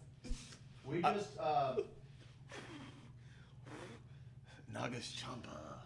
We just printed like these awesome shirts at work, and it was like, it's like a fuck you, hustle bone. I'm gonna spam you with emotes. Get used to it. Great. Spam us. I'm just kidding. Listen, bring us into the new century with your emotes and your, Oh, they weren't kidding. This is great. This is interaction, baby. This is total interaction. This is total interaction. I don't know what this does for anything, but it makes me feel good about opposing 128 when I wasn't really sure if I should have been opposing it. Make me feel good. It is amazing how often we feel quote Monsters good. Ball around here. It's drilled in my brain, that scene. Just like ass to ass in Requiem for a Dream. I had forgotten. Requiem for a Dream wrecked me. Oh, that guy, that actor. Ass to ass. And I love that actor. He's not helping get the beans about the pranks. It's that guy. Yeah. Come on, man. Keith Ellison? Oh, not Keith Ellison. That guy's that's a Larry Ellison. Keith Ellison is a fucking politician. What the hell is that guy's name? Dad in There's Something About Mary. Keith David. I knew it. Double first name. How about Yikes. Craig David? Oh, Remember Craig David? Do I? Remember Craig David? Maybe if you pull a picture. You remember Craig David? You don't remember that guy? No, what was he in? He sang songs. You know who I remembered the other night? Walking Away. That was his big jam. Walking Away. Dude, I forgot All For One had some, I Swear is always the jam that All For One had. But really. Oh, we'll let it come too. Anyway. I'll listen to it after the show. Yeah, okay. That can be our song after the show. All right. No, I got a song for after the show. We didn't get You to do? it yesterday. I got a good one, bud. I got a real good one. 128, and honestly, it's pretty. There's a lot of people just really fucking bold, man. Brazen, fucking like this is what we're going. You want to talk about calling your shot, bud? Like these guys, there are less than a dozen people running this show. There are less than a dozen people running the Missouri cannabis industry. Like Bradshaw and his I love there's a chapter, it's like a paragraph long, called Bradshaw's Constitutional Vanity Project that was pretty laughable, because when you actually read it out loud, you're like, God, that fucking guy really had some balls on him. Like, I mean, listen, it was going to be written in the Constitution that he was the boss of all cannabis sales in Missouri. The Constitution was going to name this guy like a supreme ruler over the industry, and they were going to tax weed at 85% to fund his fucking his science. Oh yeah, center. 85%. Would you pay? I feel like he's like Ramses from Watchmen, the world's smartest man. Okay. Maybe that was his deal, where he just knows better than us. He knew what a shit show this would be. Because I was on board with the Science Center. Weed Science Center? Let's get her done. Yeah, I think the Pladshaw, dude, that Reddit, there was a whole Reddit post. That was so good. My favorite was Tad Shaw, because being from Springfield, there's another guy like Brad Bradshaw. Mad Shaw. Tad Moreland. Yeah, like a big angry eyebrow. Tad Moreland is also like another one of those TV lawyers that's everywhere down there, and so they like superimposed his head. They fucking superimposed me. Fucking that smoke in my eye or something. Okay. No, I can't see. He's blind. What do you got over there, brother? You okay? I'm good. I can't see. I'm just feeling around. What do you got? What do you got over there, brother? Where are you? Hey, Steve, what are you talking about? Craig, you're in the wrong direction. You should kind of be able to tell where you're at. Yeah, that's true. Yeah. Then there was Bad Shaw. We don't elect kings. It's true. Tad Morgan, adult braces. He had adult braces. Man, how about that one, the eye patch guy jumping off a building? Well, And he left a note that says, if I kill myself, it means I was sick. Yeah. Did you hear that? Yeah, I think he just found out he was terminally ill. He wanted everybody to know that it wasn't COVID that made him do it. I know, what a weird thing, though, right? Well, Kinda? maybe, unless you see how the news cycle works and you're like, oh, everything is COVID related. Like, I know, but why are you caring? I can't even fucking about kill that? myself without you making it about this stupid made up fucking thing. Okay, settle down. You took a strong. No, listen. Strong stance. If I decide that I'm gonna leave this fucking meat suit behind, it will not. I will. My fucking manifesto. My fucking letter is going to explicitly name people for whom I'm doing it. And also, it's going. The blame of this death rests solely on your shoulders. I hope every night when you lay down to bed, you think of the horrific look on my face as I try to unjump off of the building. That's what I'm going to write. You will never give anyone the satisfaction of you killing yourself. No, I wouldn't do that. No, never. I don't have it in me. No. I don't have it in me. No. I'm enjoying this I'm too just much. saying, if you're going to jump off a building and like, yeah, I found out I'm going to die soon. It's like, why are you making it quicker? Yeah. You know, like, I guess you don't want to suffer. It's just tragic. An interesting topic. Whatever. It's not really. It's an interesting topic. It is. I mean, there's hotlines and stuff. If you're thinking about suicide, yeah, you should no call the doubt. Suicide hotline or call a friend. Fuck, call me. I'll talk to you. Oh, look at your morbid betrothed saying, you asked the question. I'm going to due- answer it. Due to COVID. You don't understand how Wow. somebody could write it out and be like, hey, don't let my fucking death be your political grandstanding fucking I get it. You're not going to stand on and be like, oh, he died of COVID. Hey, No. but seriously, his I family. died because I hate you fucking people. That's why. Yeah, no doubt. And his family, I'm sure that No, it's not a joke. That sucks. I actually had a really good buddy of mine jump off a building in Spring. God damn it. My eye. Oh, you're crying. You're just crying now. It's okay. I got something in my eye, Steve. No, I did. I had a close friend of mine who I think I told you about him. We played pool together. One of the best. You should have been on the tour. One of the best pool players I've ever seen. Just fucking. I know had enough of it, man. And fucking. Someone reached out to me and said one of their friends just committed suicide, and they're like, whatever I can do to help you guys on your next thing. And that kind of made me feel better too, because they were like, I know you guys are helping people all the time. Maybe I'm not doing as much as I can. Next time you want to do something, let's do it. And it's a guy who is a fucking angel. He was our little archangel. I don't know if I want to say his name, but okay. Well, wait. On one of the 22 miler. Mm-hmm. Our little guy. Gotcha. In the truck. You remember him? Yep. Yeah. So that's cool. And seriously, if anybody is struggling out there with that shit, like the group, I am that's so what happy. the group Like is that. for. For all the things I curse that dog shit platform for, I will always happily celebrate what it actually does do for our group. Sure. It's frustrating to me.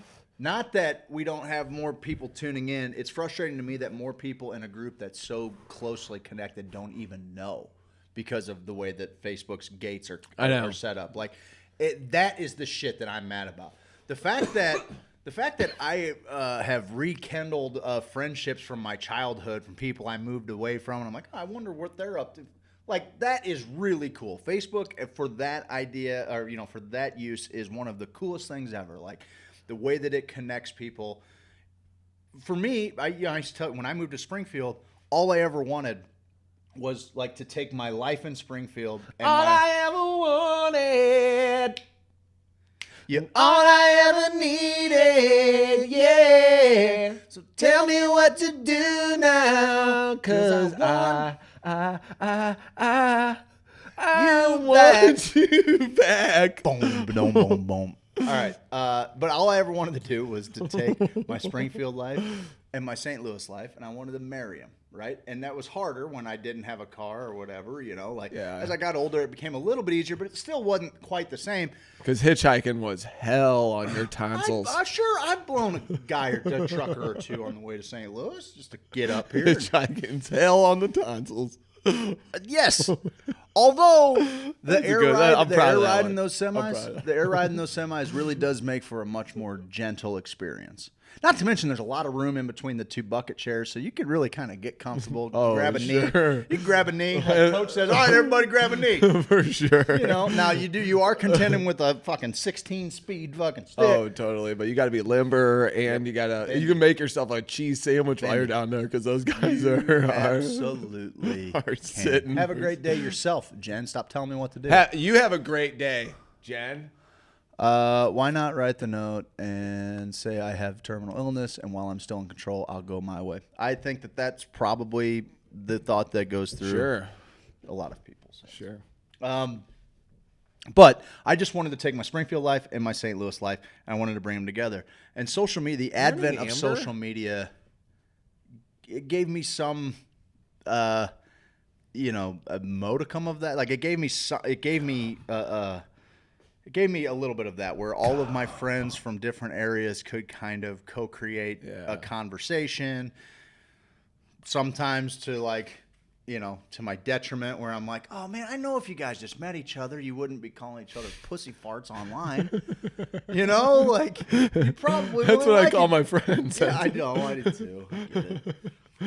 But when you have a couple of friends, this happens all the time. You're like, oh, you fucking knuckleheads! Like you guys would love each other. Oh gosh, yeah. You would love each other if you ever met each other in person. Matter of fact, the reason why you're kind of a little chippy with one another is probably because you're too much alike. Yeah, get me on a team with both those guys. Yes, get me on a team. With both that's those where guys. the clubhouse guy comes in. That's where the straw comes in to stir the drink a little bit. Get me in a Speaking club. of straw stirring the drink, Cardinals did not offer a qualifying offer to the best defensive second baseman in baseball the last 3 years.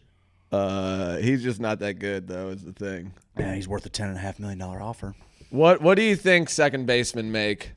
What are the salaries? Where would that put him on the list of second basemen? 10.5? Yes. No, he'd make more than that. He'd Well, make the 11. qualifying offer was 10.5, right? Yeah, but he'd make. He was slated to make, I think, 11.5. Okay, or something 11.5. Yeah, that's got to put him in the top 5. Pretty much. Pretty close, 6, 7, somewhere in there. 6. Okay, yeah. You're willing to pay him like the 6th best second baseman in the league? I saw a really interesting point made. I know we're getting a little. No. I got a whole sports segment right now. So if you're into sports, I'm gonna give you just the highlights of the sports right now. I think that. But it puts him behind Altuve, Cano, Segura, Moustakas, Odor. Is playing second. Oh, they got him as second and third baseman, and then Pedroia and Odor. Ooh, I love Dustin Pedroia, laser show. There was a part there in the middle where you harmonized. Yeah, Ross, that's what we do. Yeah, why don't you act like you haven't sat at a campfire with tears streaming down your face as Steve and I sang you sweet songs? God, Descalzo's making 3.5 in Chicago. Listen, Jesus. I think probably my biggest beef with it. I would have offered the qualifying offer. That's all. And then if you come back to the table, you say, hey, we're going to give you 10.5, and if you decide you want to come back, we're going to do 4 years at 8 per. We're going to give you another shot at the free agent market after this. You're going to make 32 over the next 4. Pretty good gig. Yeah. The problem is that the way Mozeliak handled the youth coming up out of our farm, I don't understand extending fucking people before they need to be extended. That was a good deal for a little while for him. That was a good deal. The point that I saw made online from a guy that we both know, pretty sharp cat, kind of an odd cat, and he was like, Colton Wong never had to play as if his performance depended on. He never had to play to get paid. Yeah. He's been getting paid since the beginning. When he finally starts to put it together, when you finally get him in a contract year, you're not going to give him a qualifying offer. He had a pretty good year this year. He's fucking him and Goldie on the fucking right side of the infield, dude. I don't think we put a lot of weight on offensive production, but when you have a right side of the infield that is just you can't get a ball through. You know who had the second best fielding percentage of all time at second base? Time? Number 1 and number 2. Like in a season or all time? All time. There's 2 guys, both of them played for the Cardinals. I would think Jose Oquendo. Oquendo's number 2. It's like 9993. Both of them played for the Cardinals? Yeah, the other other guy guy have to go back? The other guy just a few years, but no, later than Okendo. Okay. Well, if that's the case, then I would have said Vina. Polanco. Placido Polanco? Best of all time at second base. Well, yes. Okendo's the greatest. Okendo He's is a the secret greatest. weapon. See, the thing is, second base is not a good position right now. This era of second baseman is not very good. I think that's part of the reason why you maybe pay for it a little bit. I mean, you got D. Gordon making $13 million. We're pigeonholed right now because we're in really bad contracts. I just don't know if Fowler can and Edmund come Carpenter. in there and play that position? Not every day. No? I don't think so. I mean, do we have a guy to stick in there? Maybe. Here's the thing. Here, they could have signed him though. I'm with you. I don't like Colton Wong, and I think he's. Listen, I but don't who think, else you got? He doesn't play the game the right way. Who else you got? Yeah. I think he was just starting to put it together. It just seems really weird. I don't think we got his best years of production. I think Who else do you? I think who he's else got you gonna 3 put years. in there Right now, I'll tell you what I'd do for Colton Wong. You just changed me. I said get rid of him. I told you I'd do 4 for 8. But honestly, I think Colton Wong's next 3 years are going to be his best. So give him 12 for 3. His stats are not very good.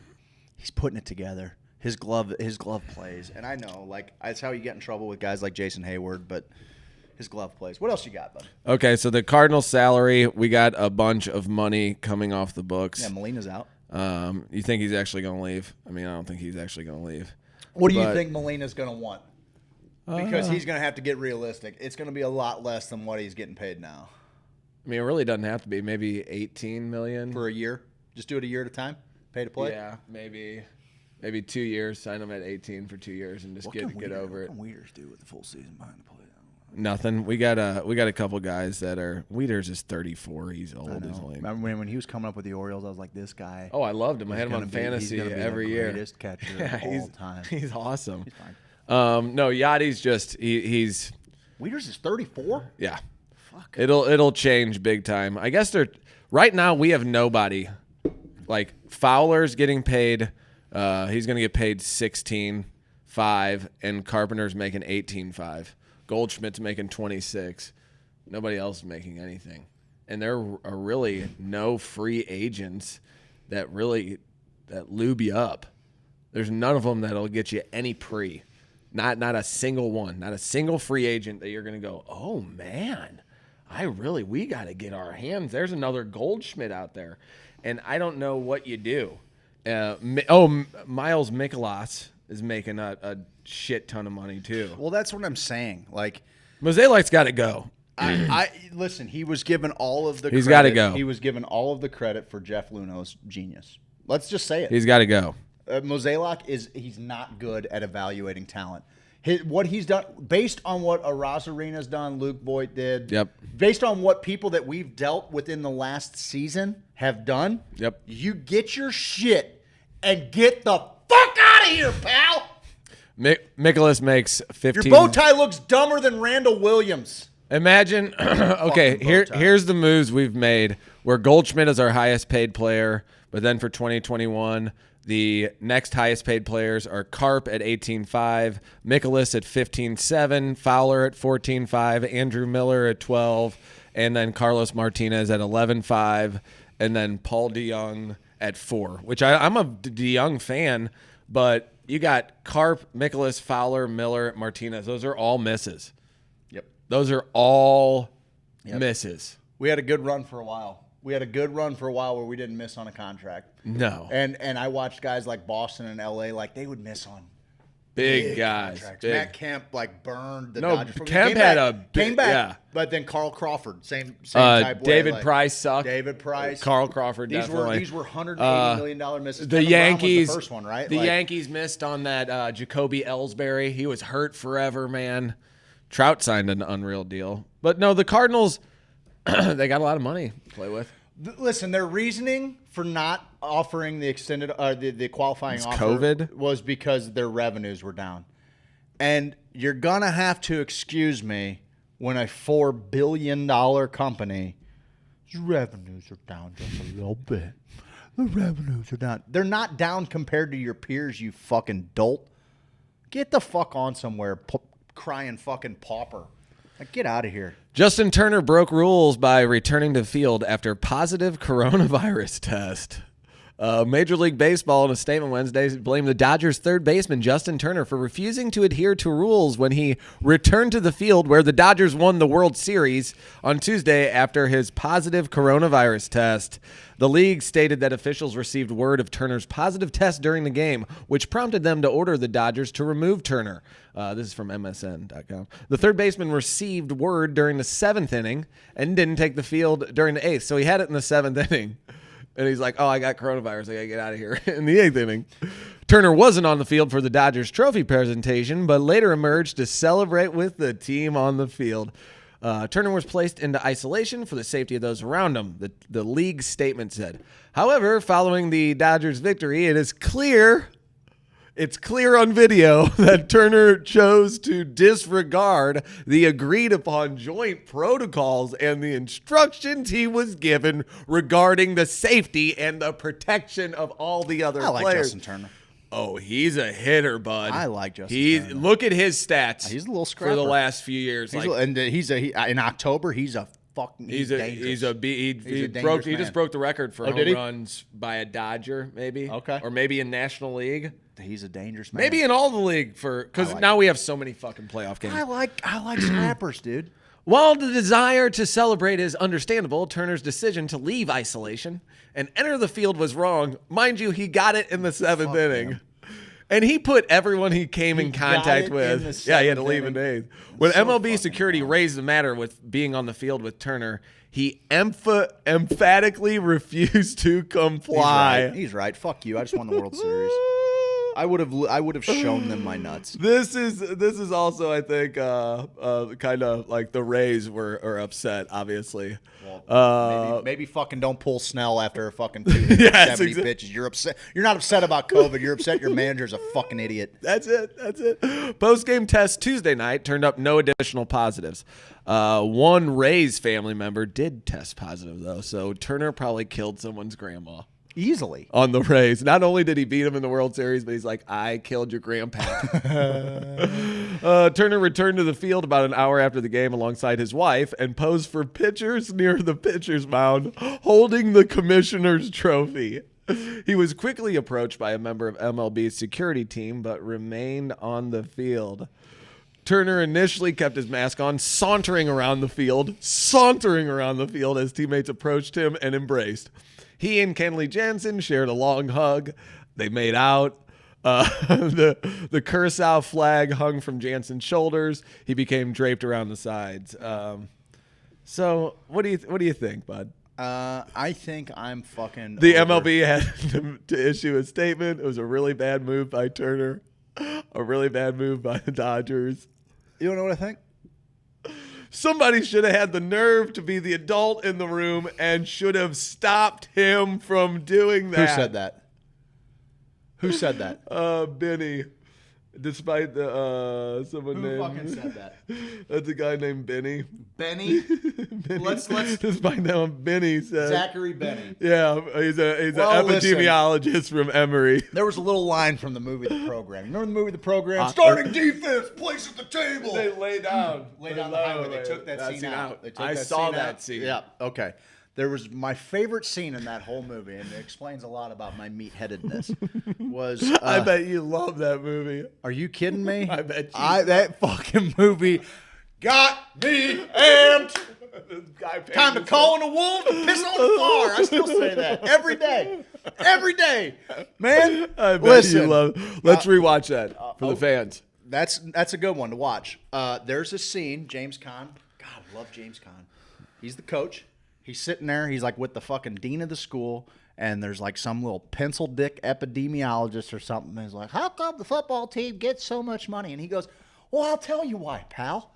Because when's the last time you put 80,000 people in the fucking stands to watch some kid do a goddamn science experiment? Yeah, I remember that. Remember that? I do. Same thing here, Benny. You going to stand in front of Justin Turner? That dude goes 6'2", 225, twisted steel, sex appeal. He's probably like 6 foot. I don't know if he's. We can look at it. We can look at it. 6 feet. He's 6 foot. It's weird. Bing gives me. I'm on Bing now. It says height 6 feet. Same as Max Muncy. It says it on Bing? Yeah. Why? I don't know. Why? In the parentheses, it says, look, 6 I- foot tall. Listen, Same as I don't Max know. Muncy. There's been this whole fucking thing where we're gonna let 202 pounds. Scientists are gonna talk to us. We're gonna let the scientists control the conversation. There's no water around the Sphinx. Go figure it out, nerd. There's no water around the Sphinx. Come back to me when you got a fucking solution, you fucking nerd. Meanwhile, hit me with that Bud Light, baby. I just won the World Series. Fuck you. Justin Turner, you're the man. Okay. And the last. Not to mention, Dodgers haven't won since what, 88? Since Kirk Gibson was the cheater? Is that right? Is that right? 88? Yeah, that was when Kirk Gibson had the cork bat. Well, have they been twice in the last 5 years? Well, they were there last year, right? and then Astros before, cheated them out. yeah. And then they lose or win. Well, Is that Kershaw's first? That's Kershaw's first. They have not Really? won since the 80s. Really? Whenever Okay. Kirk Gibson was a I wasn't cheater sure if they got with one. a corked bat. Oh, come on. Kirk Gibson had a no. Listen. Nope. I'm not going to sit here. Maybe it's in the public forum. I'm not He's going to sitting do there. that. He's got one bat picked out of the deal. He's sitting on the bench. He's fucking grinding the fucking sawdust off No, this thing. no. That bat was corked.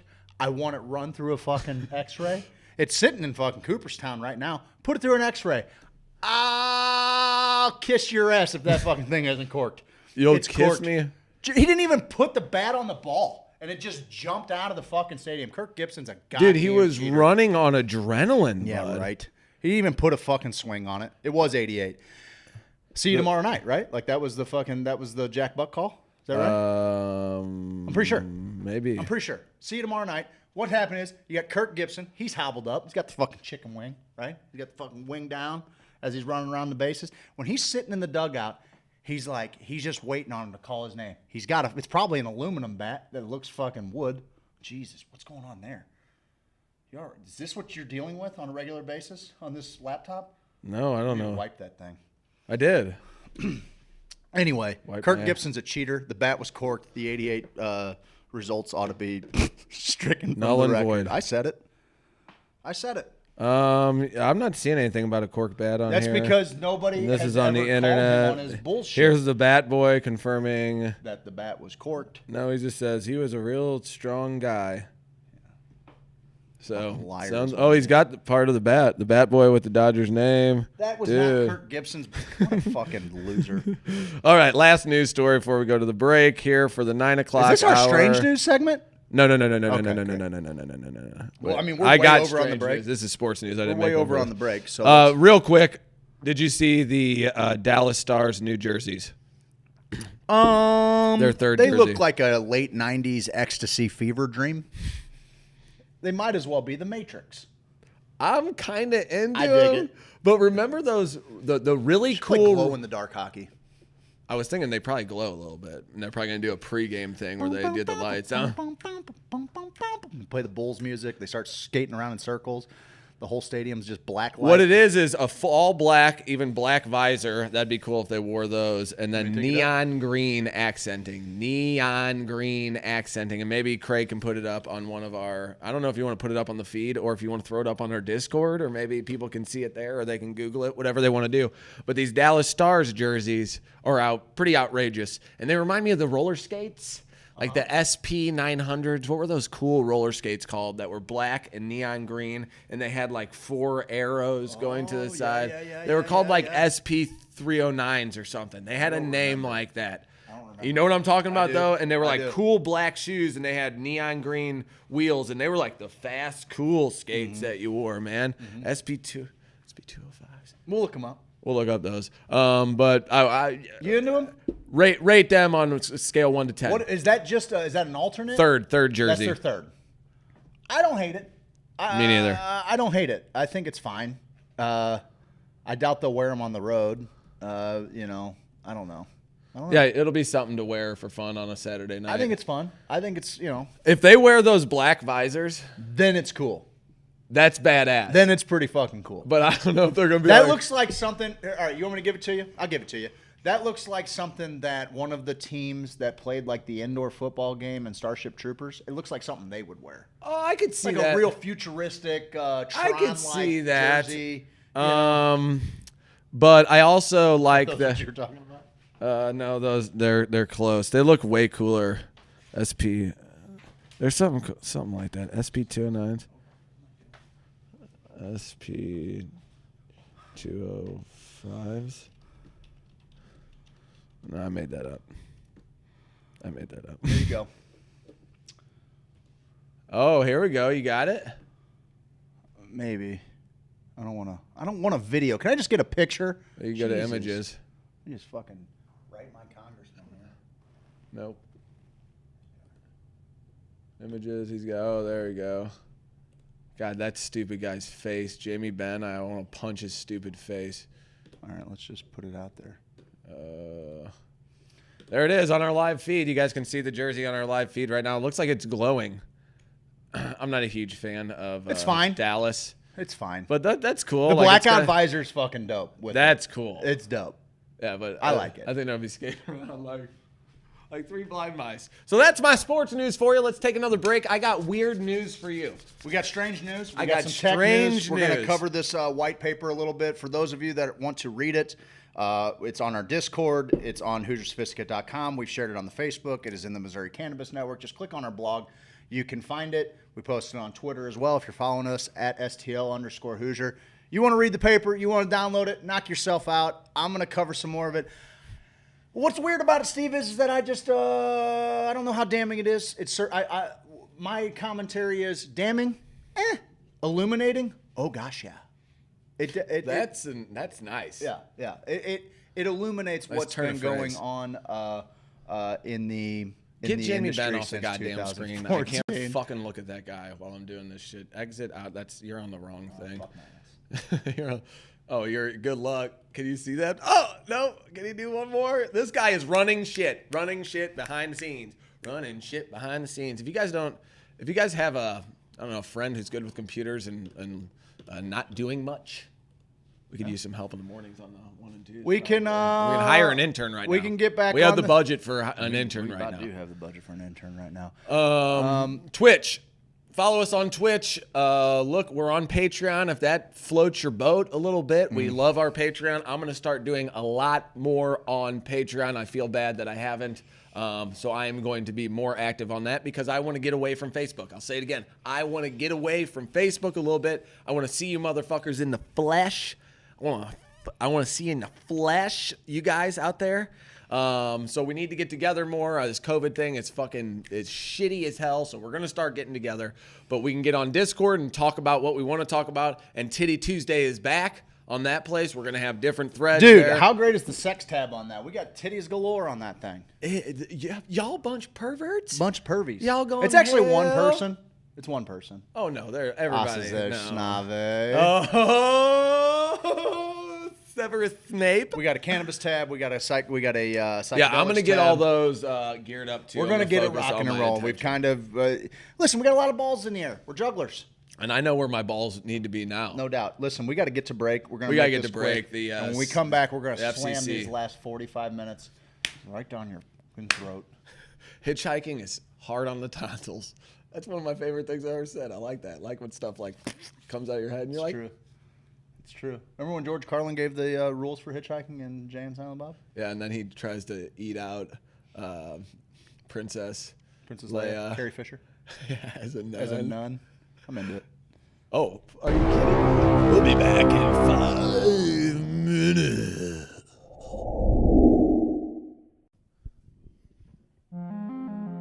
James Carlton. Insurance 314-961-4800. Handsome. Amazing. Astonishing. Astounding. Fabulous. Incredible. Fantastical. Phenomenal. Prodigious. Stupendous. Unbelievable. Wondrous. Divine. Fantastical. No, seriously, he's fantastical. You got a house. Go on and get it insured. You got a car. gotta get it insured. You got a life. Gotta get it insured. CarltonInsurance.net. Fantastic. Stupendous. Fantastic. Hey, boys and girls, I'm talking about native hemp extract. That CBD. That CBD. Inside of me. Inside of me. That CBD. That CBD. Sweet delicious CBD. That CBD. That CBD. Got the CBD.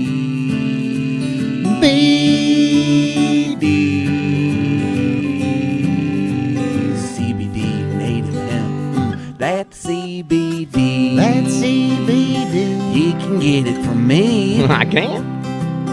That CBD. That CBD. Inside of me. Inside of me. That CBD. That CBD. Inside of me. Inside of me. Inside of me. Inside of me. Inside of me. Inside of me. No. Inside of me. Inside of me.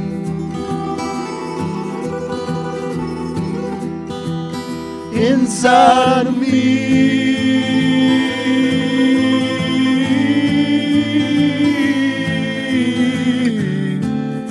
Native hemp extract. 1,800 milligrams of total cannabinoid goodness from Pike County, Illinois. Get yours at HoosierSophisticate.com.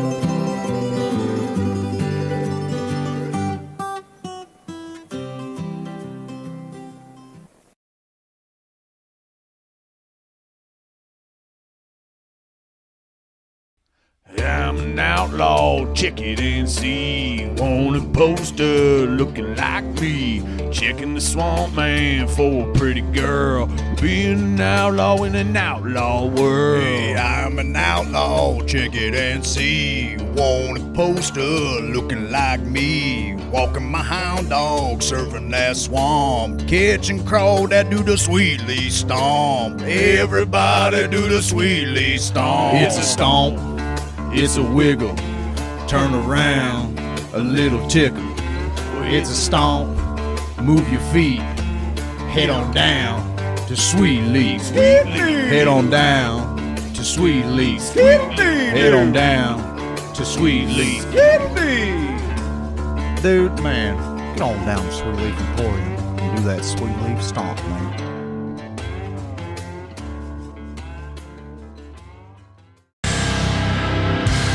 James Carlton.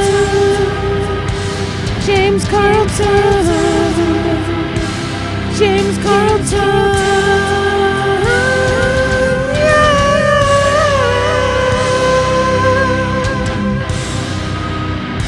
You gotta get your insurance.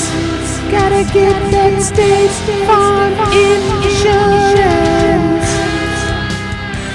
You think you found the best insurance agent in the game?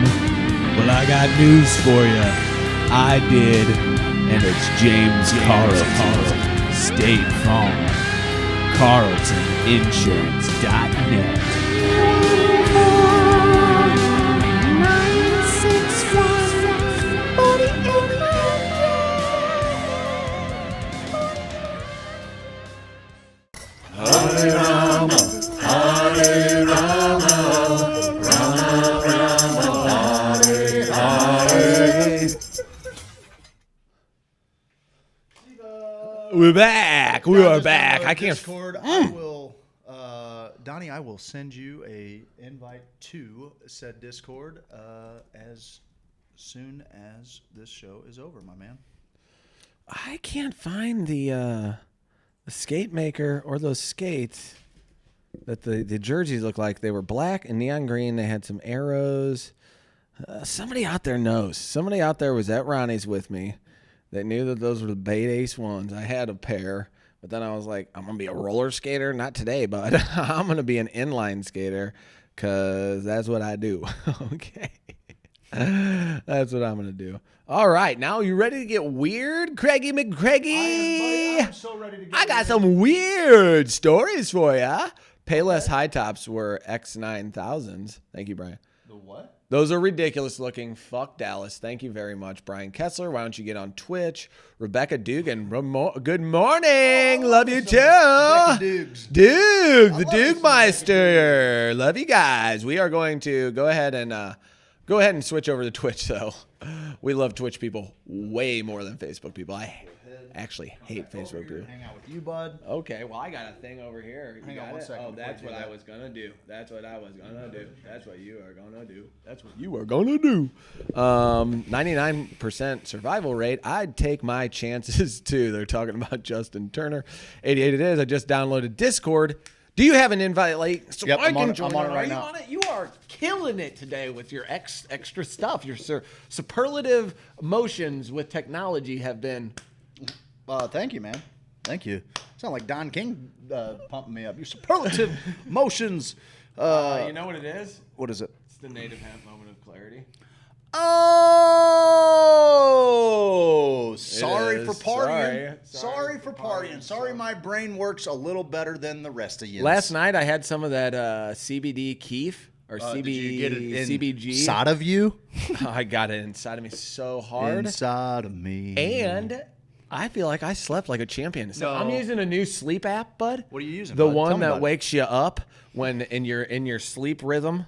It is. Please check your email for a message. That's from my kid's school. Yeah, Ivan and Oliver do not want to go to school. Ivan and Oliver, both of them? Yeah, they're like, I'm sick. Well, it's so much easier at home, and then when they go to school, they got to wear a mask all day and not talk. Yeah, that to anyone. shit's dumb. It's like, dumb. If it was regular school, they would say, "Yep, I'm cool." Man, and I pulled up Ivan. God love him. His grandma's been picking him up, but I was sick, so I was like, I'll pick him up today. I'll spread the virus to the school. So God love him. There's a Honda CRV in front of me. His grandma drives a Honda Pilot. My kids know the symbols of cars. They're pretty good. Ivan can spot a Mustang from a mile away. He knows those backlights. He gets it now.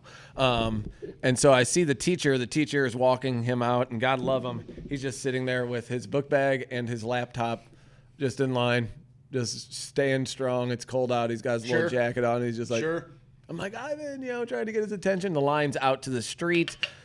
I finally get up the line, and they're like, it's so weird because they have like stalls where they put the kids, and some lady is reading names off a list, and she's in a bullhorn going, Ivan Elgin, stall 7. Ivan Elgin, stall 7. Craig Kohler, stall 6. Stall 6. Craig Kohler, go to stick. So it's like this weird...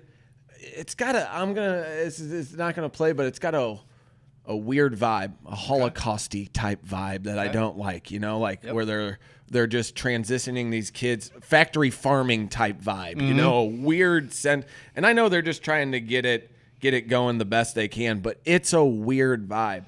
So Ivan's walking to this car, and the teacher's like, "Is that your car?" And I'm like, "No, it's over here. I'm behind them." And Ivan's like, "Nope, this is the car." And he's trying to get in the back door. And they're like, "No." And he's like, "This is my car." And I'm like, "No, Ivan over here." So Ivan's still trying to figure it out. He's looking at me like, "Wait, who is that?" So now the teacher's looking at me like, "Who are you here to pick this kid up? I've never seen you before. You have a written note in the console because grandma has the actual." Annoying. Yeah. So now Ivan's like, where do I go? Where do I go? He has fun once he gets there, but God love him. It's tough.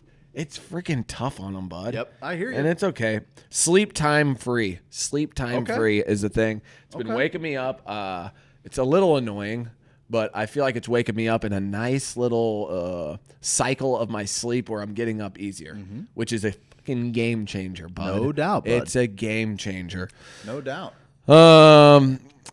Just to touch on our sex, drugs, and rock and roll segment for a minute. How about with these dispensaries opening? We're kind of done with the shitty drug deal, and we have been for a while. But do you remember the days when you would call a guy that your buddy knew, and you barely knew him, and you either had to meet him somewhere weird, or you'd give somebody $50, and then 3 hours later, you still haven't heard anything, or you ever been ripped off, bud? Yeah. Oh yeah. I had one guy throw me a bag inside of the window, and I gave him the money, and he drove off.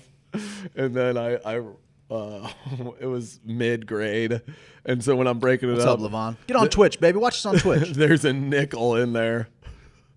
I was like, a literal nickel, like to make it weigh. Yeah. Oh I was like, that's God. weird. That's weird. Why there be a nickel in there? See, the thing is that I was unhinged when I What was up? younger. When I was younger, I was just it was the worst time to try to fuck me over. Now I'm like, fuck me over. Like, fuck you, whatever. You know, I guess you needed it more than I did. You know, I'm kind of. But man, when I was 18. I'm not to be fucked with. I wanted to kill you if you Yeah. screwed me on a $10 bag. Like that's just where I'm living. Okay, and I'm not sorry. you touched on change.org. Fucking useless. Well, bud. Let's touch on change.org. It's a for-profit.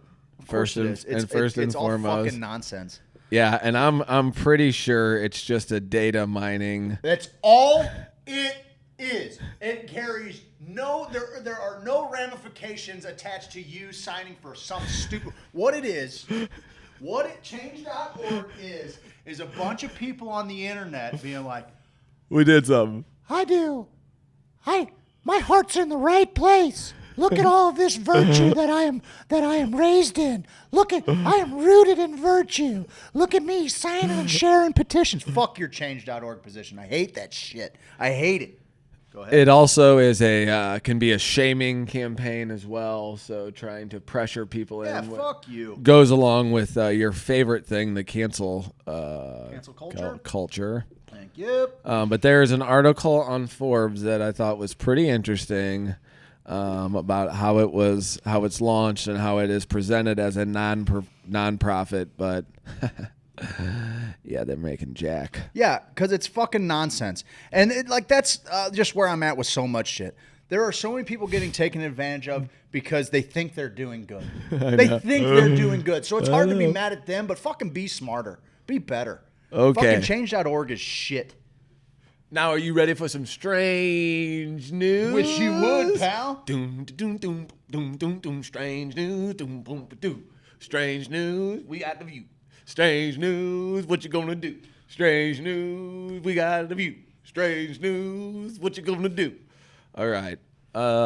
Craig, I don't stop me if you heard this story, but the headline is Fighting Cock Kills Police Chief in Philippine Raid. Condolences to the family before we go ahead and do this. A cock killed a police officer. A cock killed a cop? Yeah. A Philippine police officer was killed during a raid on an illegal cockfight after a rooster's blade sliced his femoral artery, an official said Tuesday. You get killed by a chicken, you had some shit in your life coming for you. Like, you got killed by a fucking chicken, bud? Christ almighty. What did you do earlier in your life that you're going to die at the hands of some fucking poultry? Cockfighting is a popular blood sport in the archipelago, where money is bet on the outcome of fight, often to the death, between two colorful birds armed with bladed spurs. Yeah. It's been banned. That's how I don't talk too much off camera, but that's pretty much how I describe killers. Monday's freak accident in the central province of northern Samar happened when Lieutenant Christian Bollock picked up a fighting cock as he gathered evidence of the unlawful event. Its blade struck his left thigh and he bled to death, says the police chief. Put a tourniquet on it, bud. It was unfortunate. It was an unfortunate accident and a piece of bad luck that I can't explain. I couldn't believe it when it was first reported to me, says the chief. This is the first time in my 25 years as a policeman I lost a man. Most people didn't know that I was a big Ice-T fan. Can I say this real quick? This was the first time in my 25 years as a policeman. I don't know. Can you? May I say this real quick? This was the first time in my 25 years as a policeman that I lost a man due to a fighting cockspur. Yeah. It's the first time anybody has. Maybe next time you put a little respect on my name. 3 people were arrested and 2 fighting cocks seized. 1 fighting cock was shot by police officers. No, I'm kidding. I made that part up. Kneeled on its fucking neck. Oh no, nope.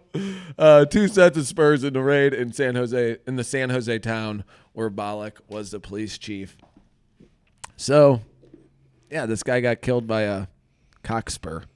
I just thought I thought the people in our group would say, "Oh, Look, it's long been my dream to kill somebody via cock. oh yeah, you've talked about it many times. Like a scary movie. So What was it, Scary many Movie 2, times. maybe? Is that with the clown? With the glory hole? Strange news. Strange. Sheriff says cannibals, in quotations, lured victim to cabin in Oklahoma woods, performed illegal castration. Fuck. Not a legal one. Hold on, somebody like wanted to have this. What? Hang on. Legal castration. Run this back. Two men men were accused Wednesday in a criminal charge of performing an illegal gender reassignment surgery Fuck. on a volunteer at their cabin in the Tell me woods. that's the guy. Where you got a picture of this guy? Yeah, I do. Yeah, I do. Look at that smile. Look at that smile. Look at that smile. Okay. Two men were accused Wednesday in criminal charge of performing an illegal gender reassignment surgery on a volunteer at their cabin in the woods, and then keeping the body parts in a freezer, possibly to eat later. Bob Lee Allen, 53, and Thomas Evans Gates, 42, were arrested October 15th after going to the hospital in McAllister to try to visit the victim. LaFleur County Sheriff Rodney Derryberry. Sheriff Rodney Derryberry. This is from the that Oklahoma. Guy sounds like a badass. Oh no, it's Officer. It's Sheriff Watch Derryberry. out for Sheriff Derryberry. What was that guy delivering ice cream? Fuck. Here comes Derryberry. Wee woo. He doesn't have an actual siren. No, it just fucking plays ice cream truck music. I can't say it's cult activity, the sheriff told a Look reporter. at the smile on that guy's face and tell me it wasn't cult activity. I can't say it's cult That activity. guy's still coming from cutting that dude's junk off. It is something that we have never in my career run across in this part of the country. It is borderline some type of activity. Do you think? We know there's a lot of rumors out there, but at this time there's no danger to the public. That's good. The 28-year-old victim had flown in from Virginia to Dallas and then was driven to the cabin in southeast Oklahoma for the surgery. Mm-hmm. The sheriff's deputy reported in a court affidavit the victim had made contact with Allen through a website while searching online about castrations and related terms. The website requires registration to access, and a registration box is a welcome note from the eunuch maker and the EM crew. The victim reported Allen claimed to have 15 years of experience and that he videos the procedures for personal use, according to the affidavit. The victim also reported Allen told him that the surgery wouldn't cost him a dime. No, I just do this for fun, bud. What? The victim told This him. was in Oklahoma? Yeah. Guys, you It's got weed. too much weed on the It's streets. weed. It's too You're much fucking... weed. You're going to have to get some regulations on your weed, some testing going on or something. We're just hacking fucking weens off And he for knows. free. And the grin on that fucking guy's face is the most unsettling. There's never been anybody who's ever done a gender reassignment that's been that fucking juiced about doing it. The victim told investigators that Allen performed the removal October 12th on a covered makeshift table at the residence that Gates helped by handing over the surgical equipment. According to the affidavit, the victim said he was awake for the 2-hour surgery after being injected in the quote-unquote needed areas. The victim stated that Hold on. If you were going to take a stab, and pun intended, if you were going to take a stab at where somebody who is grinning, I would even say possibly chortling in the picture about where is the needed area to be injected before your penis is lopped off, where do you think you're getting injected, bud? In the ween? Yeah. Or maybe, I mean, personally, I would do the injection while I was performing it. So this is a perfect little reach around situation that you have. No, come on. No. What do you mean? No. The victim with G-spot stimulation, your mind's not really on your ding dong. The victim stated that after the surgery was over, Allen said that he was going to consume the parts and laughed, and said that maybe consume the parts. Maybe when they took the picture. That's 100% when they took the picture. What were you even going to do with this? He's like, funny story. I was going to eat it. I was going to fucking eat it, bud. You ever had and it? Laughed. And then he said he was a cannibal. According literally to the eat a dick. It's from Allie Taylor on The Twitch. victim also said that Allen then talked about the time he worked on someone that he described to be crazy, and he left that male opened up to die overnight. So that's a good thing you want your doctor to say. He's like, I didn't like this guy. Killed him. The victims further stated that Allen had 6 more clients on the way to have the same operation, and Allen informed him that he had a freezer with body parts and showed him pictures on his phone. Okay. The victim said Allen took him to the hospital ER the next day because he had a lot of bleeding. He said Allen told him that if he passed out or died, he would dump him in the woods. He said Allen instructed him to say. He said Allen instructed him to say, "You've done this to yourself," once they arrived at the hospital. He told medical personnel that the 2 men tried to get him to participate in the cannibalism. Sheriff investigators became involved October 14th after the hospital reported the quote-unquote surgery. Investigators found a plastic bag with what appeared to be testicles in a deep freeze in a bedroom of the cabin. Then Allen and Gates were charged in the castration. They faced felony accounts of conspiracy to commit unlicensed surgery, performing unlicensed surgery, maiming and assault and battery with a dangerous weapon. They could also face a misdemeanor count of failure to bury the removed body parts is a misdemeanor. They also faced 1 felony and 2 misdemeanor drug-related counts based on a search of their residence. Yeah, I got to get them for some druggies. Okay, they're like putting out, they're like doxing them now too at the end of this thing. That's pretty good. Their address in Oklahoma is listed, but they also have an address in Texas. Yeah, he tithes $267 a month to the Oratory of Mystical Sacraments. So that's what's going on in Oklahoma right now. Our neighbors eating dicks. We're gonna have to get some testing going on down there, guys, because it shouldn't be that mother flipping easy to, I don't know, hack somebody's ding dong off. Jesus, Craig. I know. I know. My wife, dude, I embarrass my wife on a daily basis on this show. Yeah, join the club. This show is. What are with these men without their body parts? Where are all these men without their body parts? They're out there. Yeah, they're out there. They're out there. Remember, they're on the page. Did you ever get into the Pain Olympics? You ever see that? We were talking about Faces of Death the other day. Did you ever see the Pain Olympics? Well, I wouldn't do that to you because I love you as Thank you. You're my best friend growing. But one of the easily the most disturbing things that has ever been posted on the internet. A lot of it was kind of debunked as fake, just like Faces of Death. Some of it's real, some of it's not. But oh man, the things that people would do to their penises on those videos. Jesus Christ. One dude, potato peeler. No, he didn't. Yes, sir. No, he didn't. Yes, sir. No, he didn't. Yes, sir. No. Yep. Oh. Yep. Yep. I saw a bicycle ad where they had a cheese grater as a bicycle seat, and it made me cringe.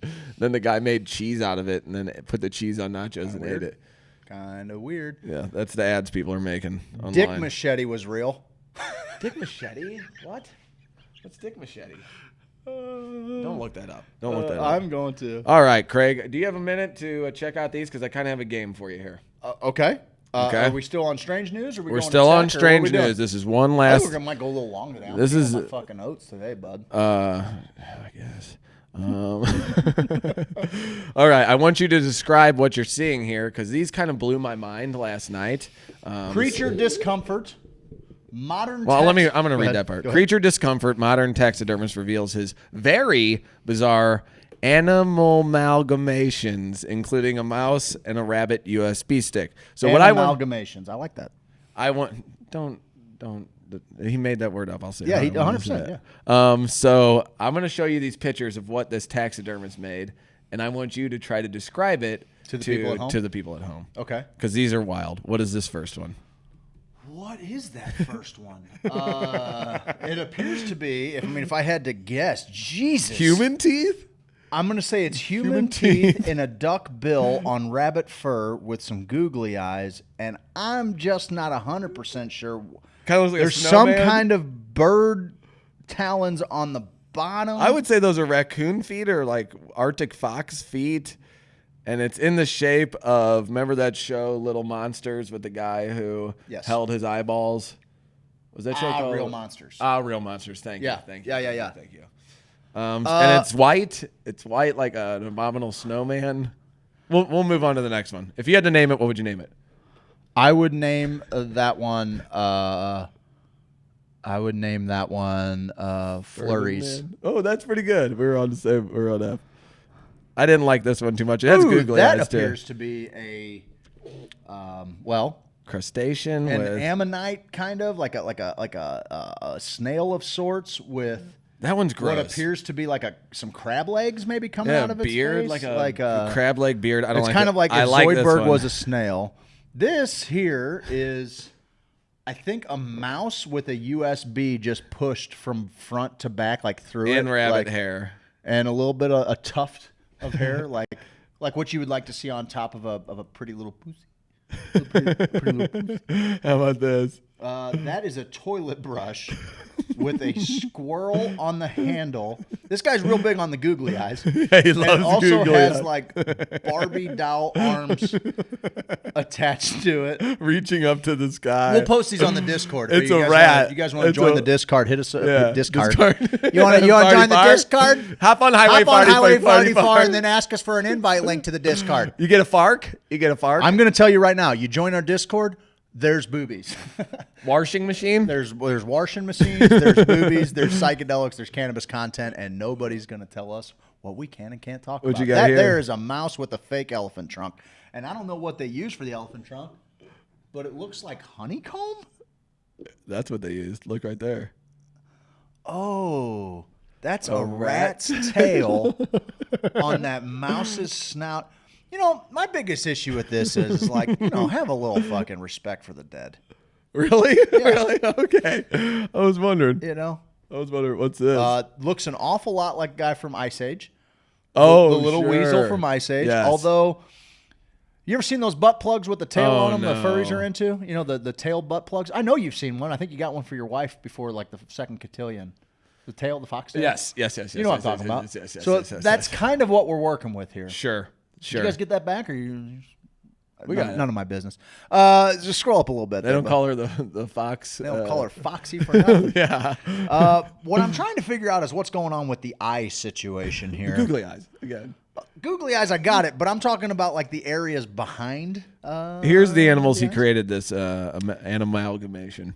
A rabbit, a rat, a duckling, a mink, and hamsters. Not sure how many. Oh, those are probably two balled up hamsters. That's what they are. Yeah. You should have hit this guy up after old Poppy hit the. Believe me, I know. Now look at this. A pencil case made from a rat. That fucking thing has a zipper down its back.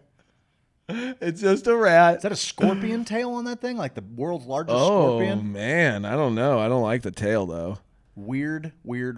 How about this guy? Fox head. That is a fox it's with a the puppet. Scariest eyes I've ever seen in my life. Like that's a cracked out, and it kind of like if the rabbit from what was the Happily Ever After, Like a Ren and Stimpy type eye. Very much so. Very much. There's a stapler Made out of dead. This guy is fucking disturbed. But I mean, there he is. That's his DMT pipe, I had to guess. Made from a small mouse. I've seen weird space. I've seen weird stuff inside of the DMT dimension. Nothing that weird, though. How about that? I'm not even what do you sure think? To get you to that point. Scale 1 to 10. What do you give this guy's work? Rate his art. Creativity? I'm going to give him a solid. Look at that rat hat. God, it kind of looks like. How about that rat Lance hat? Storm? Wait, has anybody seen Lance Storm lately? It does look like Lance. It kind of looks like Lance a little bit. You guys check out Companion He's got Mag. some cool stuff. Check out Companion Mag. Yeah, that guy's He's brain gonna is not fucking functioning kill. properly. He's gonna kill somebody. That guy He's has full skin suits in his basement. Oh yeah, he's wearing a rat skin. Yeah, he's wearing a rat hat. He kept the But head like, on. what we're looking at there is not actually his skin. It's just he can kill anything as long as he puts googly eyes on it. And everyone's like, "Oh, that's just strange." He's and quirky. awake. He's so quirky. He's awake. Googly eyes. Googly eyes. Okay, so that's my news of the weird. News of the weird. Strange news. Well, Steve, I gotta say it was awful strange. Strange news. Strange news. magic.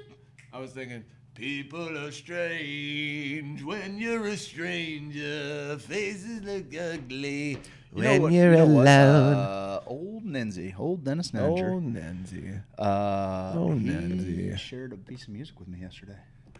Oh, did he? Yeah. He thought I was really going to appreciate it. No, he probably didn't send it to me. You won't because you don't like 90s music. And I just I'm better than him on the guitar. Yeah, you are, man. Yeah, way better. Tell you any different, pal. GCD. GCD. I'll GCD that dude all day long. I'm going to pull up over here. Let's see if we got, what else? Play Bundren's song. Oh, I can do that. Yeah, play Bundren's song. The one you made I'll all by yourself. The one Craig made all by itself. So, yeah, and don't steal them all. Craig made a song. Gotta catch it. It's not a song. Here's the deal. Fucking song, man. Here's the deal. I played one on the guitar. Craig whistled on it. We did a little. We just couldn't find anything nice. Little solo. Was the problem. We had it. We had a whole little thing going. I left the room to help a couple customers here in Festus. If you want to come out to Sweetly Festus, I implore you to do so. And by the time I came back, the two Kohler Bros had written an all new tune. I felt like Chuck Berry and watching the Beach Boys sing a song that basically I wrote. And then they just now it's the new Bundren property group, and it's like Adam doesn't even know Craig. They're not even friends. He doesn't know you. Let's go ahead and hear it. Let's tell Craig how good it is. Let's tell Craig how good it is. He did it. Guys, don't get your hopes up. It's really good. It actually is good. I mean, that's exactly what happened, but I'm actually proud of him because it was pretty good. I wish it was bad. It's a placeholder. It's all it is. It's a good commercial. That's all it is. Placeholder. I don't know. It's a good commercial. Oh, you don't remember what you named it? Well, there's two of them. So let's just see what we got here. Oh, there's two of them? Well, one's got to be the file that is the MP3. Oh, there's two MP3s. Why? Bud? Why? Is there two MP3s? Does it make... Okay. Oh, wow. That's on it. Oh, here we go. I know it's late, baby, but you got me thinking about my dream home. Yeah, girl. You know, Bundren Property Group doesn't just sell houses. They sell dreams. You know when the best time to talk about dreams is? In the middle of the night. That's why Bundren Property Group is famously open 24 hours a day, so you can whisper sweet nothings in the middle of the night. Oh yeah. Tell me all your dreams of white picket fences, in-ground pools, and I'll find them for you. An area with a low crime rate, general proximity to nice parks, walking distance to the grocery store, easy access to the highways. A place where you can offer a quality education to your children, all while feeling safe in your front yard while they play. Let me talk that dream house talk to you. Let me be your dream realtor. Adam Bundren.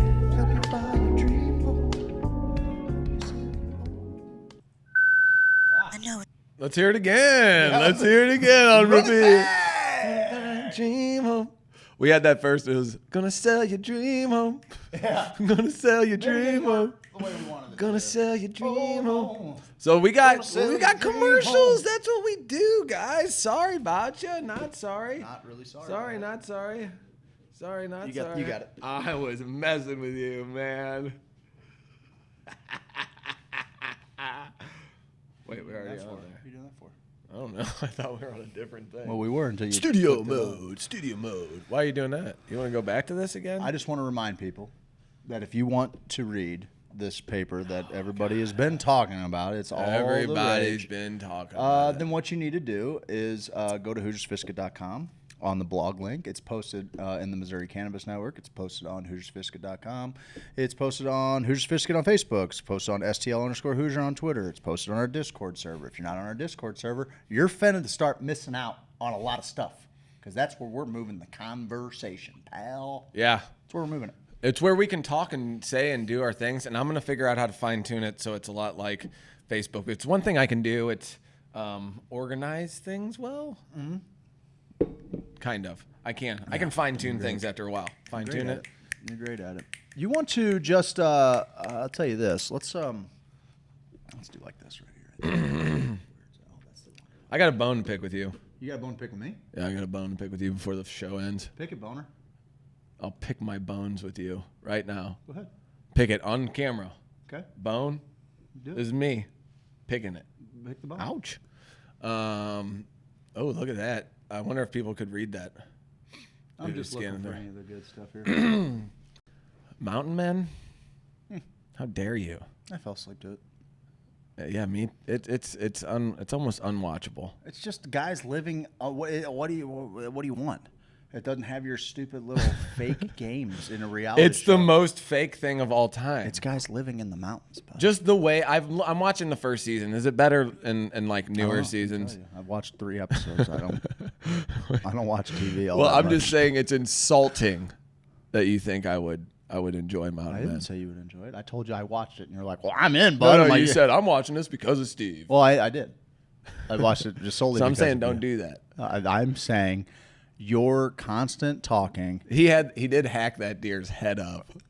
Dude, wow. He chopped that thing's I didn't face think it would be that clean in half. I didn't think it would be That's like pretty, that like, rough, but that was a rough thing to see. That was kind of I knew it was coming, but it was still to see it. Yeah. Kind of one scarred thing me. that I didn't get to earlier talking about this thing About is the deer head? Yeah, the deer head too.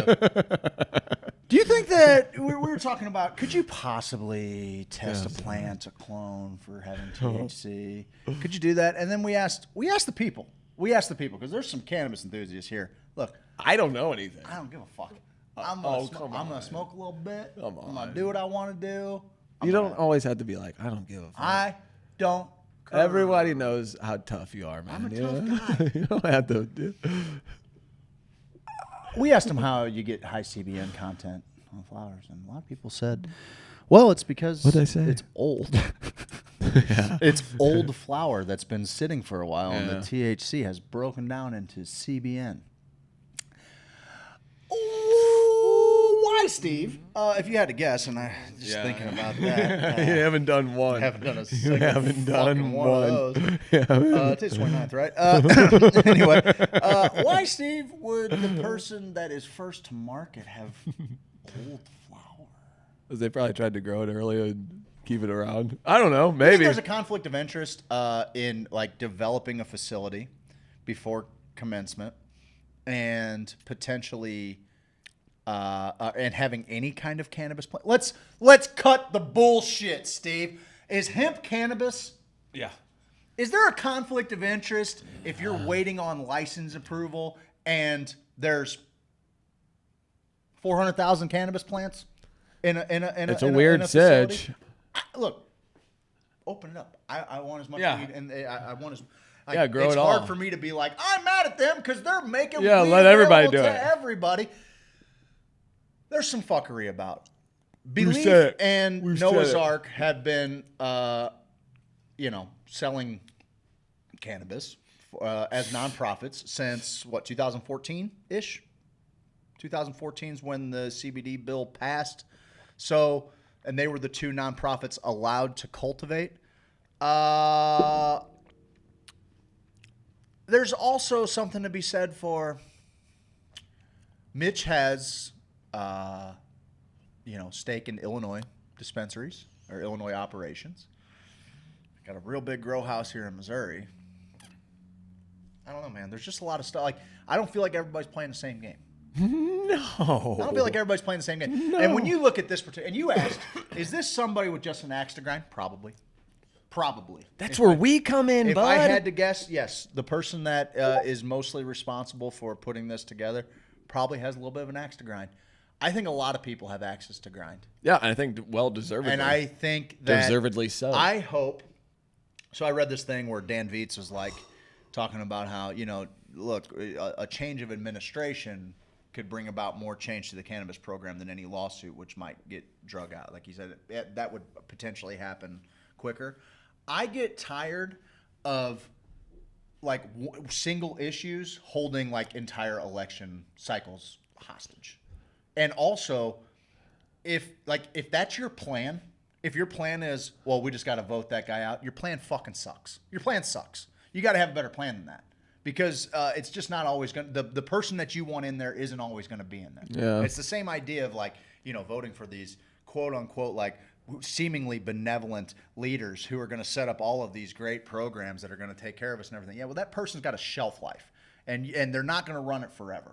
It's kind of the same idea. It's like, yeah, we could vote Parson out. It's fine. I think it's maybe likely. Like, when I look at just how badly this whole thing was handled. And I think that, I don't know if Parson was implicated in, he's been implicated in some fuckery about from some of the major players, some names that appear in this little white paper many times. But the thing that really stood out to me was the article released is complete and utter garbage, authored by Epan Thampi, fucking slandering murder.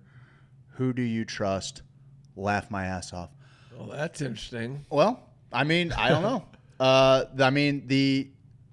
Everybody's got opinions. Everybody, and look, I'm putting it out there. If we've been talking about it forever, somebody's got some counter information as far as what's going on with the new IP. Some of the people that are potentially, major players in the industry and who have, there's, you can cite articles, you can cite different things like that, that showed like, hey, this fundraiser was here at this. Like, I don't know how important that is, because I think you have to connect dots. If you don't have somebody on a recording saying, hey, man, here's the deal. Like, I'm going to throw 20 grand at your campaign. Just make sure that there's a license sitting there waiting for me. If you don't have that, then you have to do a lot of that could even be done, gymnastics. Though, right? Like, what's that? Could that have been done? What?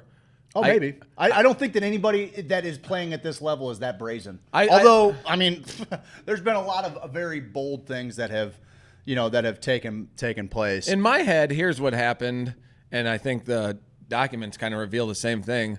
Certain peepers, who have different friends and different associates and hang out at different places, saw this industry coming, knew it makes money. They could see how it happened in other states, so they knew which parts of the industry made the most money, and they jockeyed themselves into a very nice position with all of the available things that they had, all of the available resources inside and outside the law. It's just how things happen in America. Yep. That is how every deal, and I don't want to be like, well, that's just how it is. That is how that part is. The way we can kind of combat that is to raise the voices of the people who are doing good, build up our communities, and call out the people who are doing the bullshit. People need to find out where their medicine is coming from. These dispensaries are going to be ridiculously transparent. They're all going to have a Facebook. They're all going to have immediate repercussions if someone says, I found mold, this shit was shitty. Right now it's like, shut everything down, what the fuck is happening? When maybe that's unsubstantiated. Who knows what kind of went on with that shit. Yeah, I can't be the arbiter of truth on this. What I can do is I can say, everybody said, hey, what's being released today? Here you go. Do what I did last night. Read 130 pages and draw your own conclusion. Because I said it in the beginning. I don't know if this is a damning article, or if it's more just, just kind of shows what it is to lobby our politicians. That's really. That's really what it is. It's a highlight. Totally. It's a highlight. Missouri doesn't test for mold. Yeah. Yeah, Well, I've heard that. That seems dumb. Type of mold. Yeah, it's not. It seems dumb. Whatever. If especially now, there's also. We also have to entertain. They're supposed to, but they aren't. That would make more sense to me. There is also. Well, the dispensary's got it prepackaged in packages. What are they supposed to do? What are they supposed to do? That's weird to me. This is all past testing. That is weird to me. It's dumb. Well, I mean, I get that. I understand that too. Oh, but they should be able to package it and then do whatever they want with it. Like in Amsterdam, they were picking it out of things. Dispensaries can't fucking roll their own joints to sell. It's unbelievable. Because it has to be put through the manufacturer. That is all fucking nonsense. And it's also, if I was a cultivator who had a ton of flower, and the speculation, well, not speculation, the reasoning given for having pounds upon pounds upon pounds of ground up flour was that it was all for pre-rolls. I don't know about that.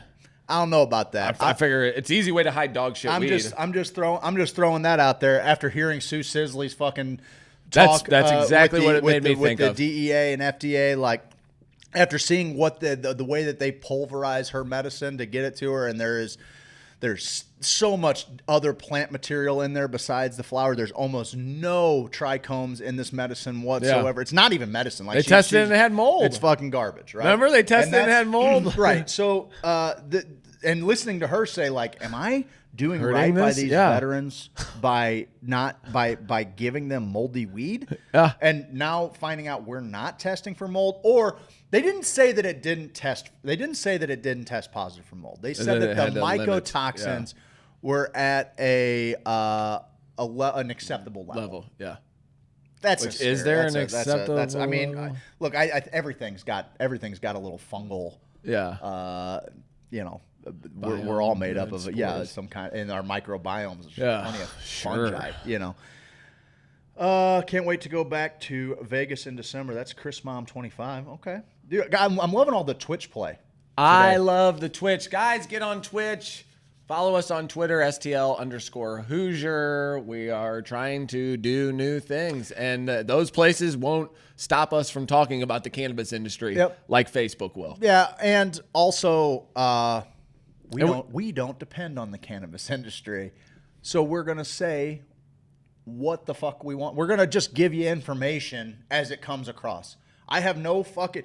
The only grind I have is the fact that I watched a shitload of Missourians get fucking robbed in an unfair process. Yeah. One thing that this paper does is show kind of some of the people that were coming together to get some things passed. Old lobbyists, old legislators that are now lobbyists. Does that help Sarkozy? I don't know. I don't know because I think that Sarkozy's probably way out in front of this. I think that they've got a little bit more damning. Look, the fact that they put in a sunshine request, knowing that the Missouri House of Representatives got 36,000 pages and they ended up with 15,000. That right there is pretty fucking. And they got them like 3 days before the one hearing or something. Pretty fucking bad. Yeah. I am interested to see who comes out to speak against this paper, because I've got a feeling it's going to be a lot of camps that wouldn't otherwise be a united front. If I had to guess. It's a soap opera. If I had to guess. It is a soap opera. Mahoney is here. What's up, Mahoney? Can't wait to go back to Vegas. That's Kim Mahoney. Okay, I thought it was like Patrick Mahomes or something. Yeah, that's probably who it is. No, it's he's figuring to tune in for the day. Like I said, I read it. I got through all of it. There was a couple times I turned to miss, and I'm like, what am I doing here? I think it's just more of a, kind of a thorough, this happened here. These are all the events that led up to this. And it allows people to kind of draw their own conclusions, which is a scare. It's an easy read. If you want to read it, it took an hour and a half. What was the report about baseball when they used to say it? The Drudge Report, or no, what was that report called? When all the baseball steroids came out. Fuck. Starts with an M. Mueller report. Yeah, something like that. Maybe that's with Trump here lately. I don't know. Okay, guys, we did it. What's up, Kim Mahoney? We're a little bit over. What's up, Kim? I don't know.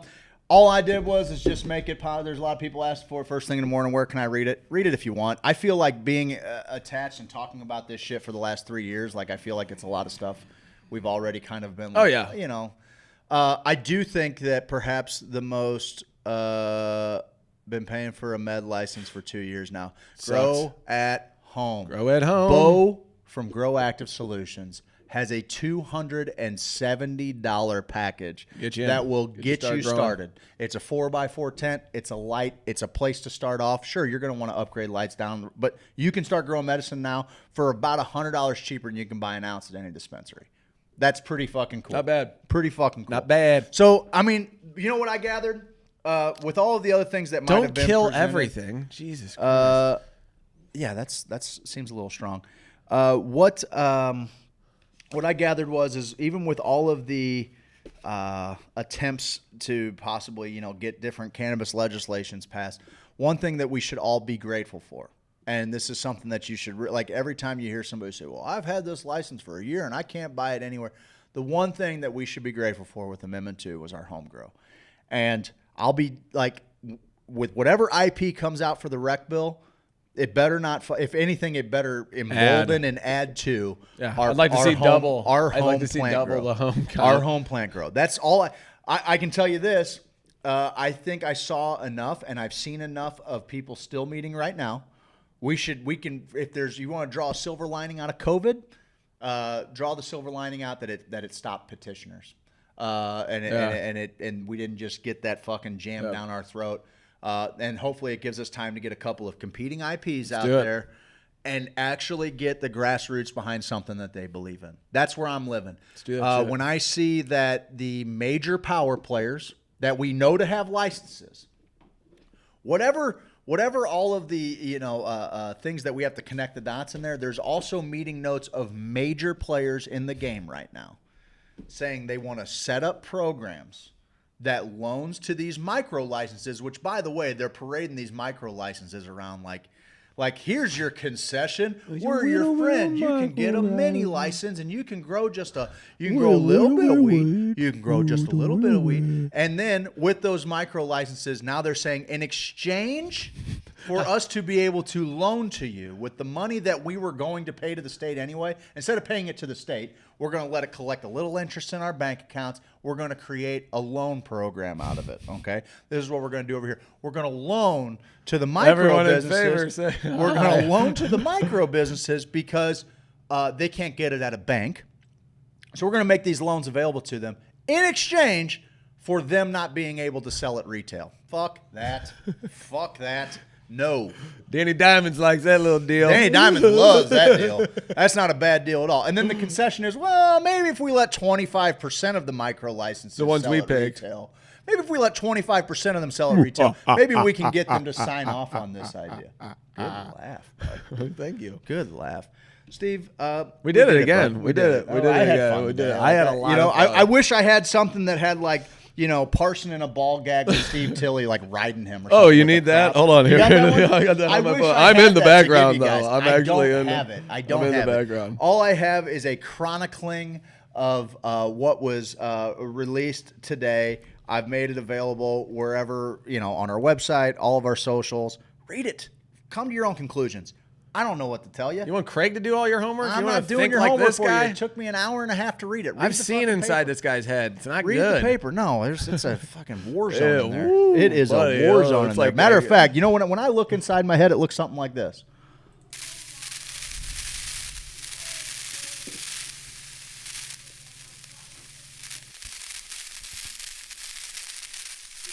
As a gay college student lay hospitalized in critical condition after a severe beating, this small city, which bills itself as Wyoming's hometown, wrestled with its attitudes towards gay men.